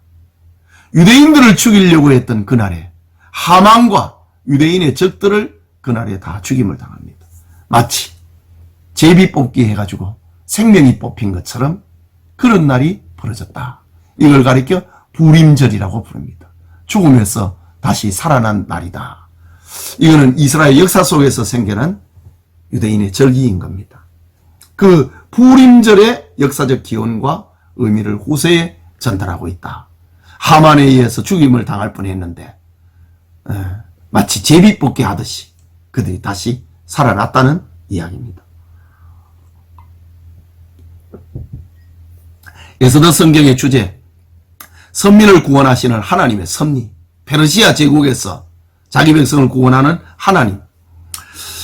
에스더 4장 16절에 당신은 가서 수산에 있는 유다인을 다 모으고 나를 위하여 금식하되 밤낮 3일을 먹지도 말고 마시지도 마소서. 나도 나의 시녀와 더불어 이렇게 금식한 후에 규례를 어기고 왕에게 나아가리니 죽으면 죽으리이다 하니라. 죽음을 각오하고 아수 왕 앞에 나가겠다고 하는 겁니다. 에스더 9장 21절에서 22절에 한 규례를 세워 해마다 아달월 14일과 15일을 지키라. 이날에 유대인들이 대적에게서 벗어나 평안함을 얻어 슬픔이 변하여 기쁨이 되고 애통이 변하여 기리한 날이 되었으니 이 두 날을 지켜 잔치를 베풀고 즐기며 서로 예물을 주며 가난한 자를 구제하라 하매. 하만이 유대인을 죽이려고 했던 날입니다. 아달월 14일과 15일. 죽음의 날에서 그들은 살아났다. 그 다음에 에스더 성경의 특징, 본서의 배경이 이방 나라인 페르시아의 수상궁이다. 두 번째, 극적인 효과를 위하여 사건의 반전과 위기감을 고조시키고 있는 단편 소설 형식을 취하고 있다. 드라마틱합니다. 아주 읽으면은 또 재미도 있습니다. 세 번째, 이방 땅에서 살고 있는 유대인들이 그들의 신앙 상태와 삶의 모습을 보여주고 있다. 네 번째, 하나님의 이름, 제사의 형식이나 성전에 대한 모습은 한 번도 언급되지 않으나 성경의 권위를 가지고 있다. 다섯 번째, 룻기와 더불어 여성이 주인공으로 등장한다. 여자가 주인공으로 되어 있는 두 권의 성경은 룻기와 바로 이 에스더 성경입니다. 8번째, 에스더서의 구성입니다. 유대인의 위기, 왕후 와스디가 본래 이제 와스디 왕후가 폐위를 당합니다. 새 왕으로 간택된 에스더 소설 형식입니다. 역사 소설이지요. 왕에 대한 모르드게의 공로, 왕이 암살을 당하려고 했는데 그의 신하였던 모르드게가 이 암살 계획을 폭로를 함으로 왕이 다시 살아납니다. 그런데 왕이 이 자기를 살려주었던 은인이었던 모르드게를 잊어버립니다. 그런데 나중에 어느 날 모르드게가 딱 생각이 난다. 지난번에 내가 죽을 뻔했는데 그때에 내가 모르드게에게 포상을 했는가? 보니까 안 했습니다. 그를 포상하고 있는 그런 장면들. 참 드라마틱한 그런 성경입니다. 유대인을 멸절시키기 위한 하만의 분노와 음모. 이 하만이라고 하는 사람은 아말렉의 후손이거든요. 유대인들과는 영적인 원수지간입니다. 하만은 왕의 다음 사람입니다. 그런데 모르드게는 성문직입니다. 하만이 출퇴근하면서 성문을 지나고 다닐 때에 자기 앞에 다 엎드려서 절을 하라고 했습니다. 그런데 모르드게는 지나친 요구를 하니까, 그리고 아말렉의 후손 앞에 내가 엎드릴 수 없다. 신앙적 절개를 지킵니다. 그러니까 이제 하만이 저놈을 죽여야 되겠다라고 하는데, 또 하만 옆에 있는 사람들이 있잖아요. 간신들이. 저 유대인이다 라고 하니까 하만이 자기 족보 가운데서, 유대인은 원수지간이거든요. 내가 이 권한을, 권세를 가지고 유대인만 저 모르드게만 죽이는 것은 너무 약한 벌이다. 이 페르시아 제국 전역에 있는 유대인들을 다 죽여야 되겠다. 그거를 왕에게 허락을 받아냅니다. 이런 이야기. 자, 이제 유대인 죽음의 날이 다가왔습니다. 4장에서 5장까지는 에스더의 결심, 모르드게의 호소, 우리 죽게 됐다 라고 합니다. 그러나 너는 왕궁에 있다고 해서 네 혼자 살아남으려고 생각하지 말라. 에스더의 응답, 죽으면 죽으리이다. 에스더가 베푼 잔치, 하만이 만든 교수대 등 이런 이야기가 4장에서 5장에 나옵니다. 그 다음에 5장에서 마지막 10장까지는 하만이 유대인을 죽이려고 했던 그것이 이제 뒤집어져 버립니다. 하만의 패배, 에스더의 이 각오로 인하여서 왕에게 엎드려가지고 나와 내 민족을 살려달라고 눈물을 지어 호소할 때 누가 왕후를 죽이려고 했느냐? 이 악한 하만입니다. 하만의 패배, 아수에르와 모르드게의 조서, 유대인을 죽이려고 했던 하만과 한패당들은 다 죽이라 명령을 받아냅니다. 이스라엘의 원수들에게 닥친 멸망, 부림절의 기원, 유대인이 죽어야 되는데 다시 살아났다고 하는 부림절의 기원, 그 다음에 모르드게의 명성, 지난날 하만이 왕의 측근이었는데 이제 모르드게가 그 역할을 하게 되는 그런 장면들. 에스더에 나타난 그리스도, 에스더의 일사공호를 각오를 통해 이루어진 자기 백성 구원은 하늘 보좌를 버리고 십자가에 죽으시고 부활하시고 구원의 보증이 되신 중보자 그리스도를 예표한다. 에스더 4장 16절에 당신은 가서 수산에 있는 유다인을 다 모으고 나를 위하여 금식하되 밤낮 3일을 먹지도 말고 마시지도 마소서. 나도 나의 신령과 더불어 이렇게 금식한 후에 규례를 어기고 왕에게 나아가리니 죽으면 죽으리이다. 이 에스더의 일사각오의 신앙은 바로 예수님의 모습을 우리에게 보여주고 있다. 요한복음 1장 14절에 말씀이 육신이 되어 우리 가운데 거하시니 우리가 그의 영광을 보니 아버지의 독생자의 영광이여 은혜와 진리가 충만하더라. 빌립보서 2장 8절에 사람의 모양으로 나타나사 자기를 낮추시고 죽기까지 복종하셨으니 곧 십자가의 죽으심이라. 우리는 에스더 속에서 이런 모습을 본다는 거지요. 고린도전서 15장 14절에 그리스도께서 만일 다시 살아나지 못하셨으면 우리가 전파하는 것도 헛것이요 또 너희 믿음도 헛것이며, 로마서 5장 8절과 9절에 우리가 아직 죄인 되었을 때에 그리스도께서 우리를 위하여 죽으심으로 하나님께서 우리에 대한 자기의 사랑을 확증하셨느니라. 그러면 이제 우리가 그의 피로 말미암아 의롭다 하심을 받았으니 더욱 그로 말미암아 진노하심에서 구원을 받은 것이니. 에스더의 모습 속에서 우리가 예수님의 이런 모습을 본다는 거지요. 두 번째, 하만에게 절하기를 거부한 모르드게는 천하만국의 영광을 보이고 절하기를 요구하는 마귀의 제안을 거절한 그리스도를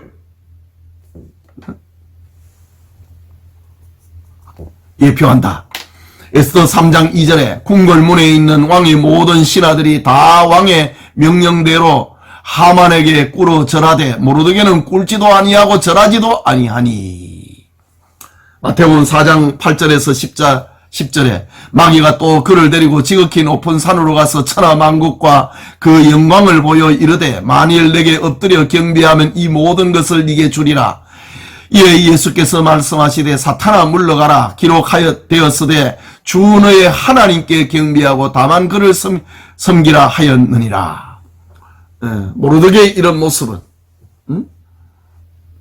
마귀의 요구를 제안을 거절하고 있는, 절하는 것을 거절하는 예수님의 모습을 본다. 세 번째, 하만은 적그리스도를 예표하고 있다. 에스더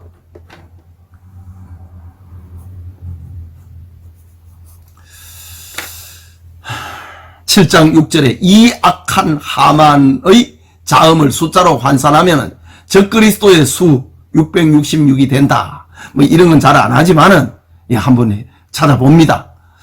이는 아담을 타락시킨 뱀, 아벨을 죽인 가인, 이스라엘 민족의 혈통을 중단시키려고 한 애굽의 바로 유대의 혈통을 끊으려고 했던 아달랴, 그리스도의 탄생 소식을 듣고 죽이려고 한 헤롯 등과 같은 출신이다. 하만이 유대인을 다 죽이려고 했다. 자기에게 절하지 않는 하만과 하만의 민족을 다 죽이려고 했다. 이건 그 속에 사탄이 들어있는 겁니다. 유대인을 다 죽이면은 예수 그리스도 탄생이 안 되잖아요. 그러니까 사탄이 한 일이다 이거지요. 예. 계시록 13장 18절에 보면은 지혜가 여기 있으니 총명한 자는 그 짐승의 수를 세어보라. 그것은 사람의 수니 그 수는 666이니라. 이 악한 하만, 자음을 표현하면 666이라는 말이지요. 자, 그 다음에 하만이 아수엘의 왕으로부터 큰 권세를 받는다. 에스더 3장 1절에 그 후에 아수엘 왕이 아각 사람 함무다다의 아들 하만의 지위를 높이 올려 함께 있는 모든 대신 위에 두니. 계시록 13장 2절에 내가 본 짐승은 표범과 비슷하고 그 발은 곰의 발과 같고 그 입은 사자의 입 같은데 용이 자기의 능력과 보좌와 큰 권세를 그에게 주었더라. 용이 적그리스도에게 권세를 주더라. 사탄이 적그리스도에게 권세를 주더라. 하만은 숭배를 받고자 하고 유대인을 핍박한다.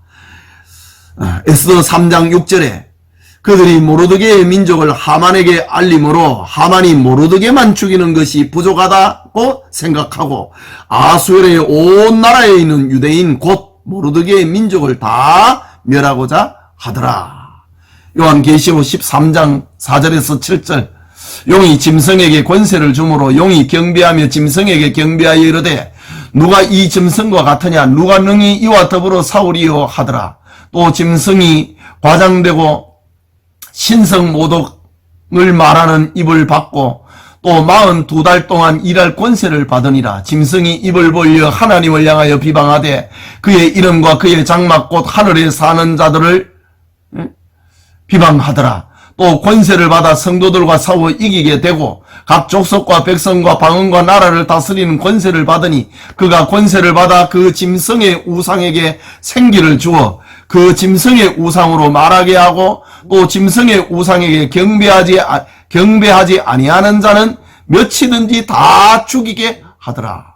이런 모습을 우리가 하만에게서 본다는 거지요. 마지막으로 악한 하만은 결국 멸망한다.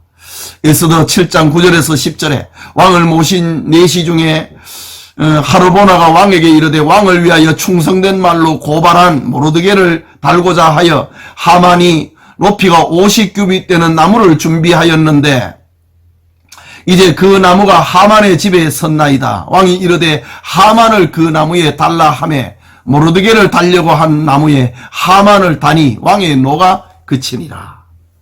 요한계시록 19장 20절에 21절에 짐승이 잡히고 그 앞에서 표적을 행하던 거짓 선지자도 함께 잡혔으니 이는 짐승의 표를 받고 그의 우상에게 경배하던 자들을 표적으로 미혹하던 자라. 이 둘이 산채로 유황불 붙는 못에 던져지고 그 나머지는 말탄 자의 입으로부터 나오는 검의 죽음의 모든 새가 그들의 살로 배불리더라. 네, 이 에스더 성경 속에서 사탄의 활동까지도 보게 됩니다. 여러분, 우리가 성경을 구속사적으로 읽는다고 하잖아요. 우리 성경을 읽는 그 방향 가운데 하나가 구속사적 관점으로 90일 성경을 읽는다. 바로 이겁니다. 이게 지금 구속사적으로 성경을 읽기 위한 겁니다. 하만에게 절하기를 거부했던 모르드게는 천하만국의 영광을 보이고 절하기를 요구하는 마귀의 제안을 거절한 그리스도를 예표하고 있다. 이게 구속사적으로 성경을 읽는 겁니다. 하만은 적 그리스도를 예표하고 있다. 바로 구속사적으로 성경을 읽는 겁니다. 그냥 역사 소설로 읽는 게 아니고 문학 작품으로 그냥 읽어버리는 게 아니고 또 시가서는 어떤 시적인 표현으로 읽어버리는 게 아니고 성경 속에서 구속사적인 관점으로. 구속사가 뭡니까? 하나님의 구원 역사 아닙니까? 그 중심에는 예수님이 계시고 그 변두리에는 마귀가 예수님의 구속운동을 방해를 하는 이런 일들이 펼쳐지는 겁니다. 이런 관점에서 우리가 성경을 읽을 때에 성경은 곧 내게 대하여 증거하는 것이다. 예수님의 말씀과 맥을 같이 하는 겁니다. 자, 우리 시가서 이제 역사서는 끝나고 시가서 욥기서를 보겠습니다. 욥기서는 욥이 막 고통 가운데 있을 때에 나의 구속자가 살아계시다고 하는 그 핵심적인 메시지를 뱉어냅니다. 여기에서 욥기에 나타난 예수님은 우리의 구속자이시다. 우리를 다시 산해 주실, 우리를 속죄해 주실 그분이 계시다. 욥이 고통 속에서 의지할 것이 없고 소망할 것이 없고 사방으로부터 원망과 비방과 회개하라고 하는 너 우리가 모르는 죄 있잖아 압박을 하고 있는 이런 모습 속에서 후일에 그가 땅 위에 서실 것이라. 나의 이 가죽 이것이 썩은 후에는 내가 육체 밖에서 하나님을 보리라. 나의 구속자가 살아계신다. 욥기서의 시가서인데 욥기서의 중심 주제는 구속자다. 욥 명칭입니다. 히브리 성경의 표제 역시 주인공인 이름을 따라 욥이라고 하였다. 욥의 이름은 뜻은 고난받는 자, 울부짖는 자라는 뜻이다. 저자 우리는 알 수가 없다. 뛰어난 문학적 재능의 소유자일 것이다. 본서를 기록한 사람이 누구인지는 알려져 있지 않다. 다만 저자라고 추정되는 이름은 욥 자신일 수도 있고 엘리후, 여기에 나오는 마지막에 등장을 했던 엘리후, 또 모세, 솔로몬, 이사야, 히스기야, 에레미야, 바룩, 에스라 등이 있다. 여기에 본서의 기록 연대는 그리고 성격 주제는 아마 모세가 엘리후의 대화 자료를 소재로 하여 편집했을 것이라는 전통적인 주장이 있다. 유대인의 탈무드에서는 이 욥기를 모세 오경을 기록을 했던 모세가 기록하지 않았겠는가? 그렇게 추정을 해본다 이거죠. 이 욥은 아브라함 시대의 사람이거든요. 응? 아브라함 시대는 모세하고는 500년이 차이가 납니다. 그래서 성경을 처음 기록된 모세가 이 성경을 고대에 그 하나님이 하신 그 일 하나를 아브라함을 기록을 하듯이 욥기도 기록하지 않았겠나, 그렇게 추정을 해봅니다. 그러나 정확하게 모릅니다. 모세 오경은 확실히 모세의 기록이라고 하는데 욥기는 모세를 지명하고 있지 않습니다. 장소는 누가 기록했는지 모르니까 위상이고, 기록연대도 누가 기록했는지 모르니까 위상이지요.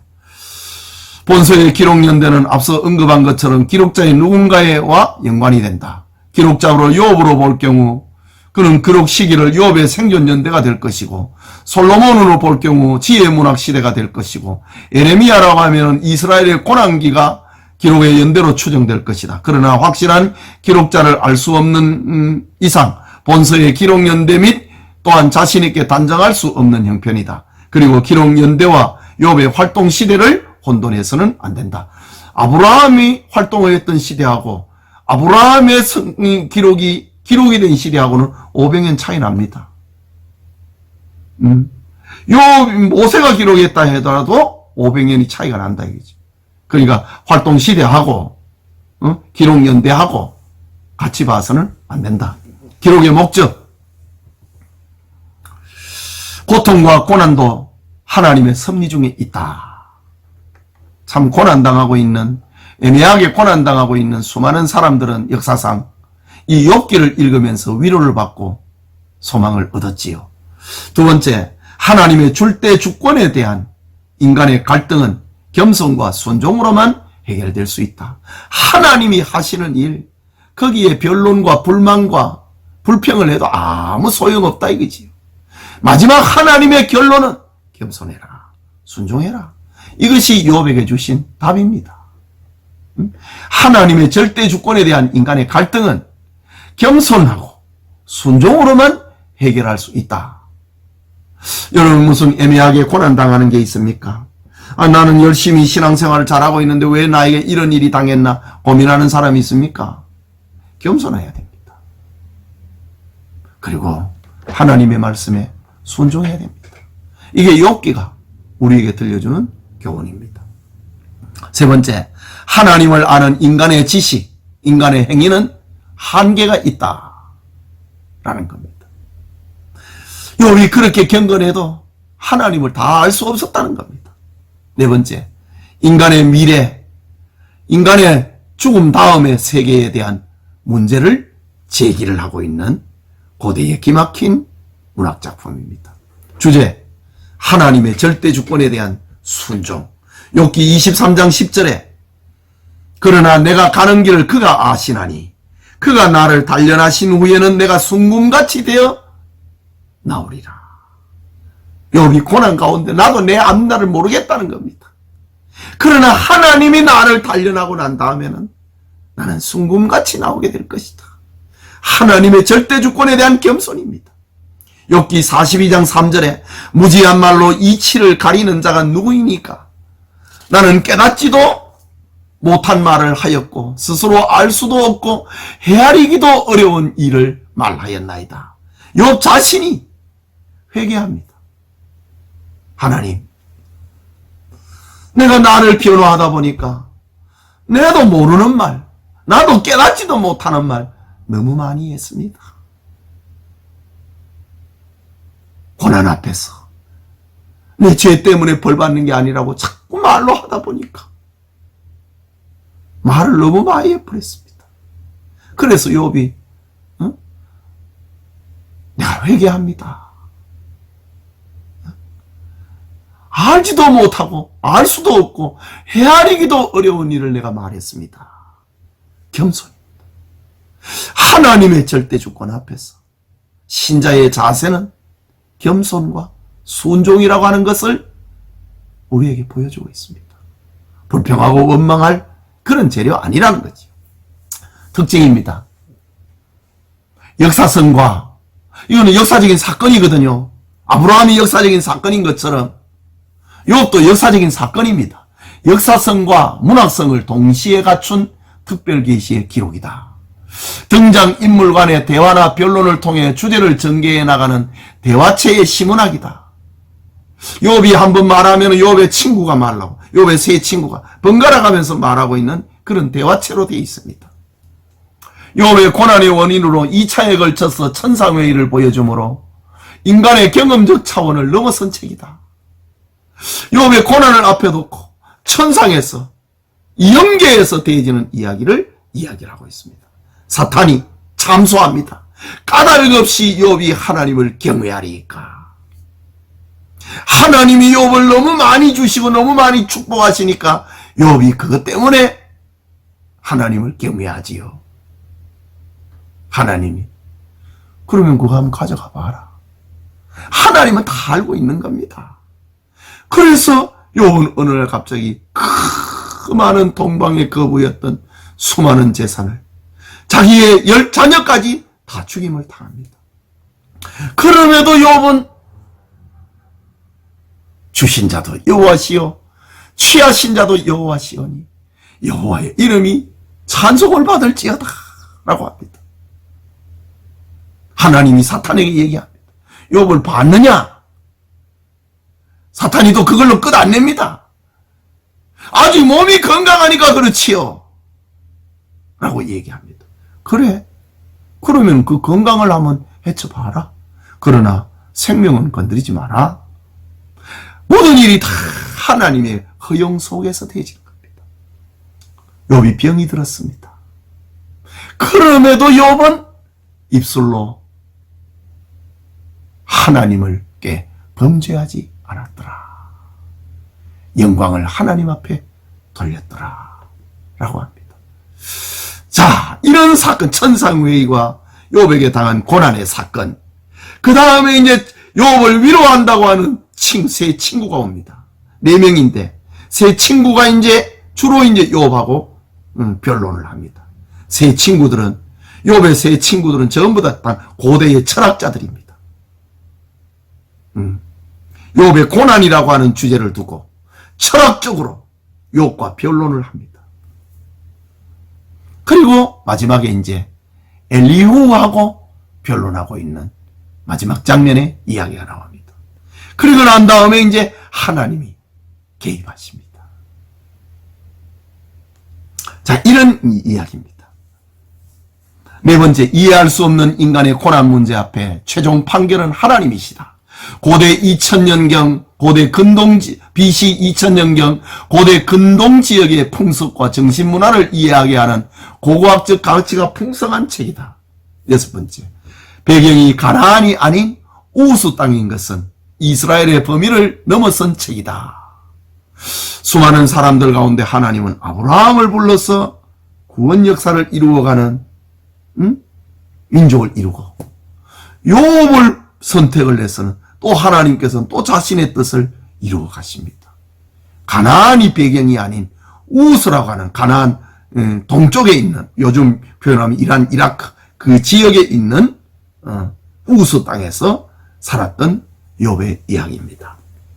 욥기의 구성은 크게 셋으로 구분이 됩니다.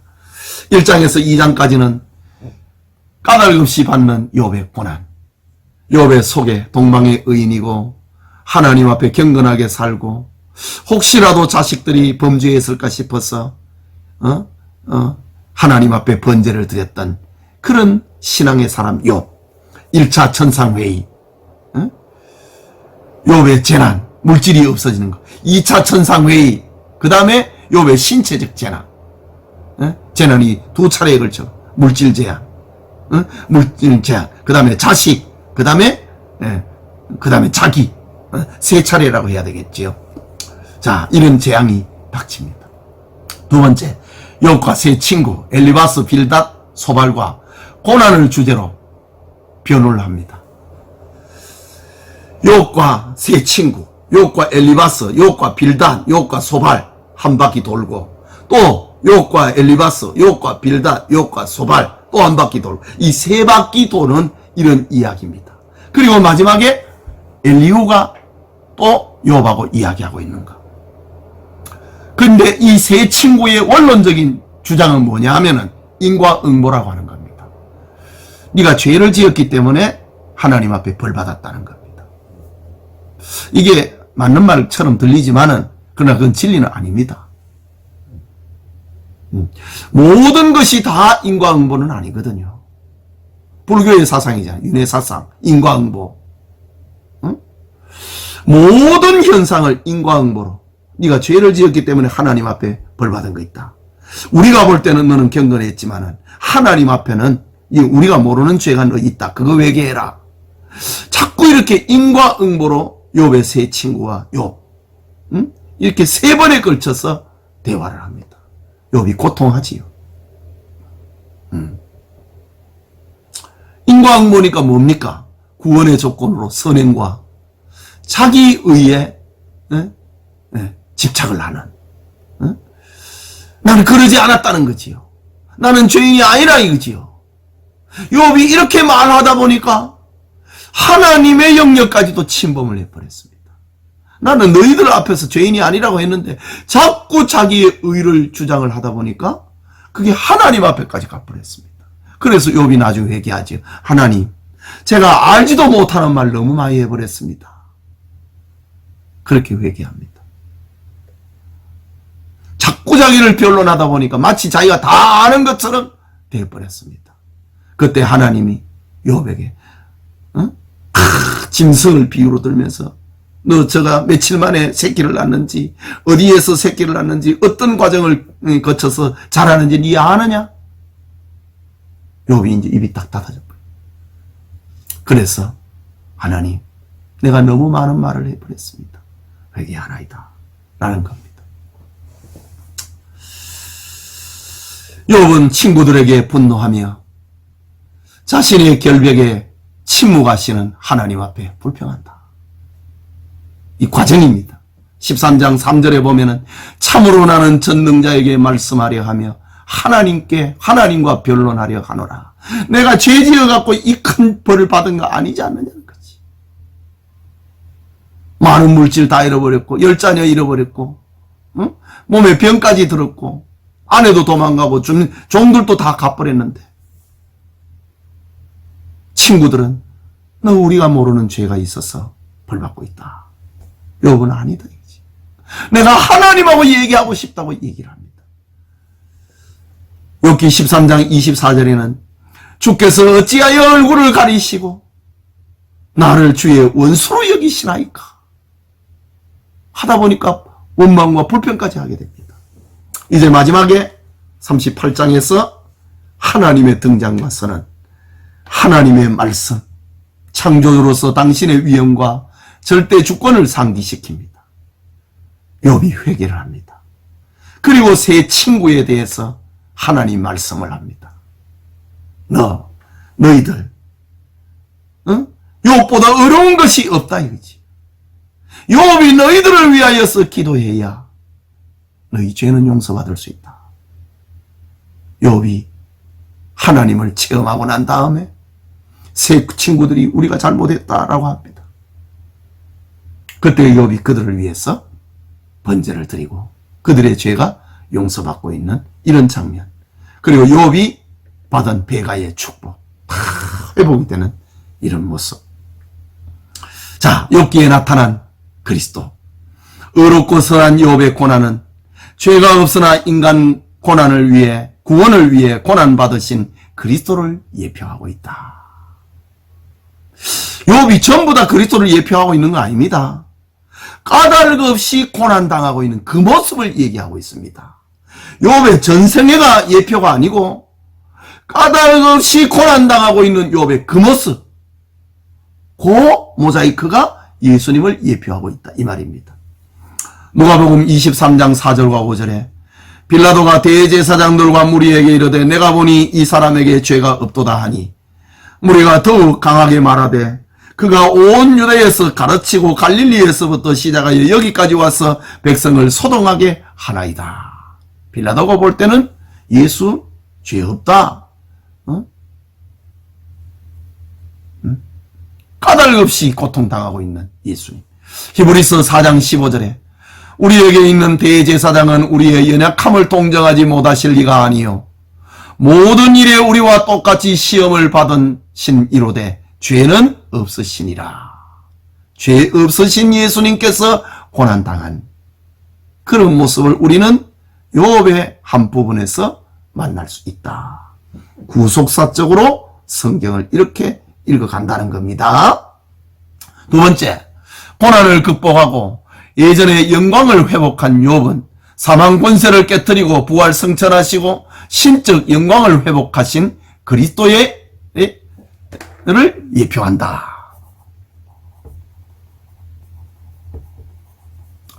빌립보서 2장 9절에서 11절에 이름으로 하나님이 그를 지극히 높여 모든 이름 위에 뛰어난 이름을 주사 하늘에 있는 자들과 땅에 있는 자들과 땅 아래에 있는 자들로 모든 무릎을 예수의 이름에 꿇게 하시고 모든 입으로 예수 그리스도를 주라 시인하여 하나님 아버지께 영광을 돌리게 하셨느니라.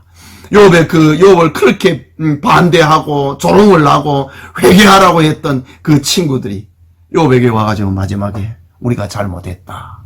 우리를 위하여서 하나님 앞에 기도해달라. 이런 모습은 모든 무릎을 예수의 이름에 꿇게 하시는 그 장면을 연상시킨다. 세 번째, 친구를 위한 욥의 기도는 십자가 상에 올린 그리스도의 기도를 예표한다. 욥기 42장 10절에서 11절에 욥이 그의 친구들을 위하여 기도할 때에 여호와께서 욥의 공격을 돌이키시고 여호와께서 욥에게 모든 이전 모든 소유와 보다 갑절이나 주신지라.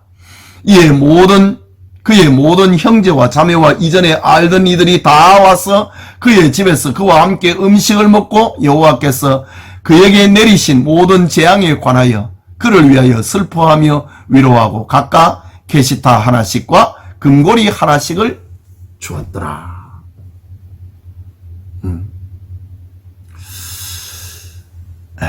누가복음 23장 34절에 이에 예수께서 이르시되 아버지여 저들을 사하여 주옵소서 자기들의 하는 것을 알지 못하나이다 하시더라. 그들이 그의 옷을 나눠 제비 뽑을세. 친구를 위해서 기도하였던 욥은 십자가상에서 죄인들을 위해 기도하셨던 모습을 연결이 됩니다. 네 번째, 고난 중에 깨달은 욥의 신앙 고백은 성도의 증인이요 중보자요 대속자이신 그리스도를 예언한 것이다. 욥이 너무 고통 가운데서 주님을 쳐다보고 기도합니다. 지금 나의 증인이 하늘에 계시고 나의 중보자가 높은 데 계시니이다. 나 죄를 지어가지고 내가 벌받는 거 아니다. 내 증인이 하늘에 계시고 나의 중보자가 높은 데 계시다. 나를 위해서 대변하시고 나를 위해서 하나님 앞에 아뢰시는 중보자가 계시다. 고통 가운데서 그가 기도를 했는데 예수님을 향한 예언이 되었다 이거지. 중보자. 그 다음에 대속자. 욥기 19장 25절에 내가 알기에는 나의 대속자가 살아계시니 마침내 그가 땅 위에 서실 것이라. 나의 가죽이 벗김을 당한 뒤에도 내가 육체 밖에서 하나님을 보리라. 내가 그를 보리니 내 눈으로 그를 보기를 낯선 사람처럼 하지 않을 것이라. 내 마음이 초조하구나. 응? 나의 대속자가 살아계시다. 응? 내가 너희들이 얘기하고 있는 그런 죄는 안 지었다 할지라도 나는 죄인이다. 나의 대속자가 살아계시다.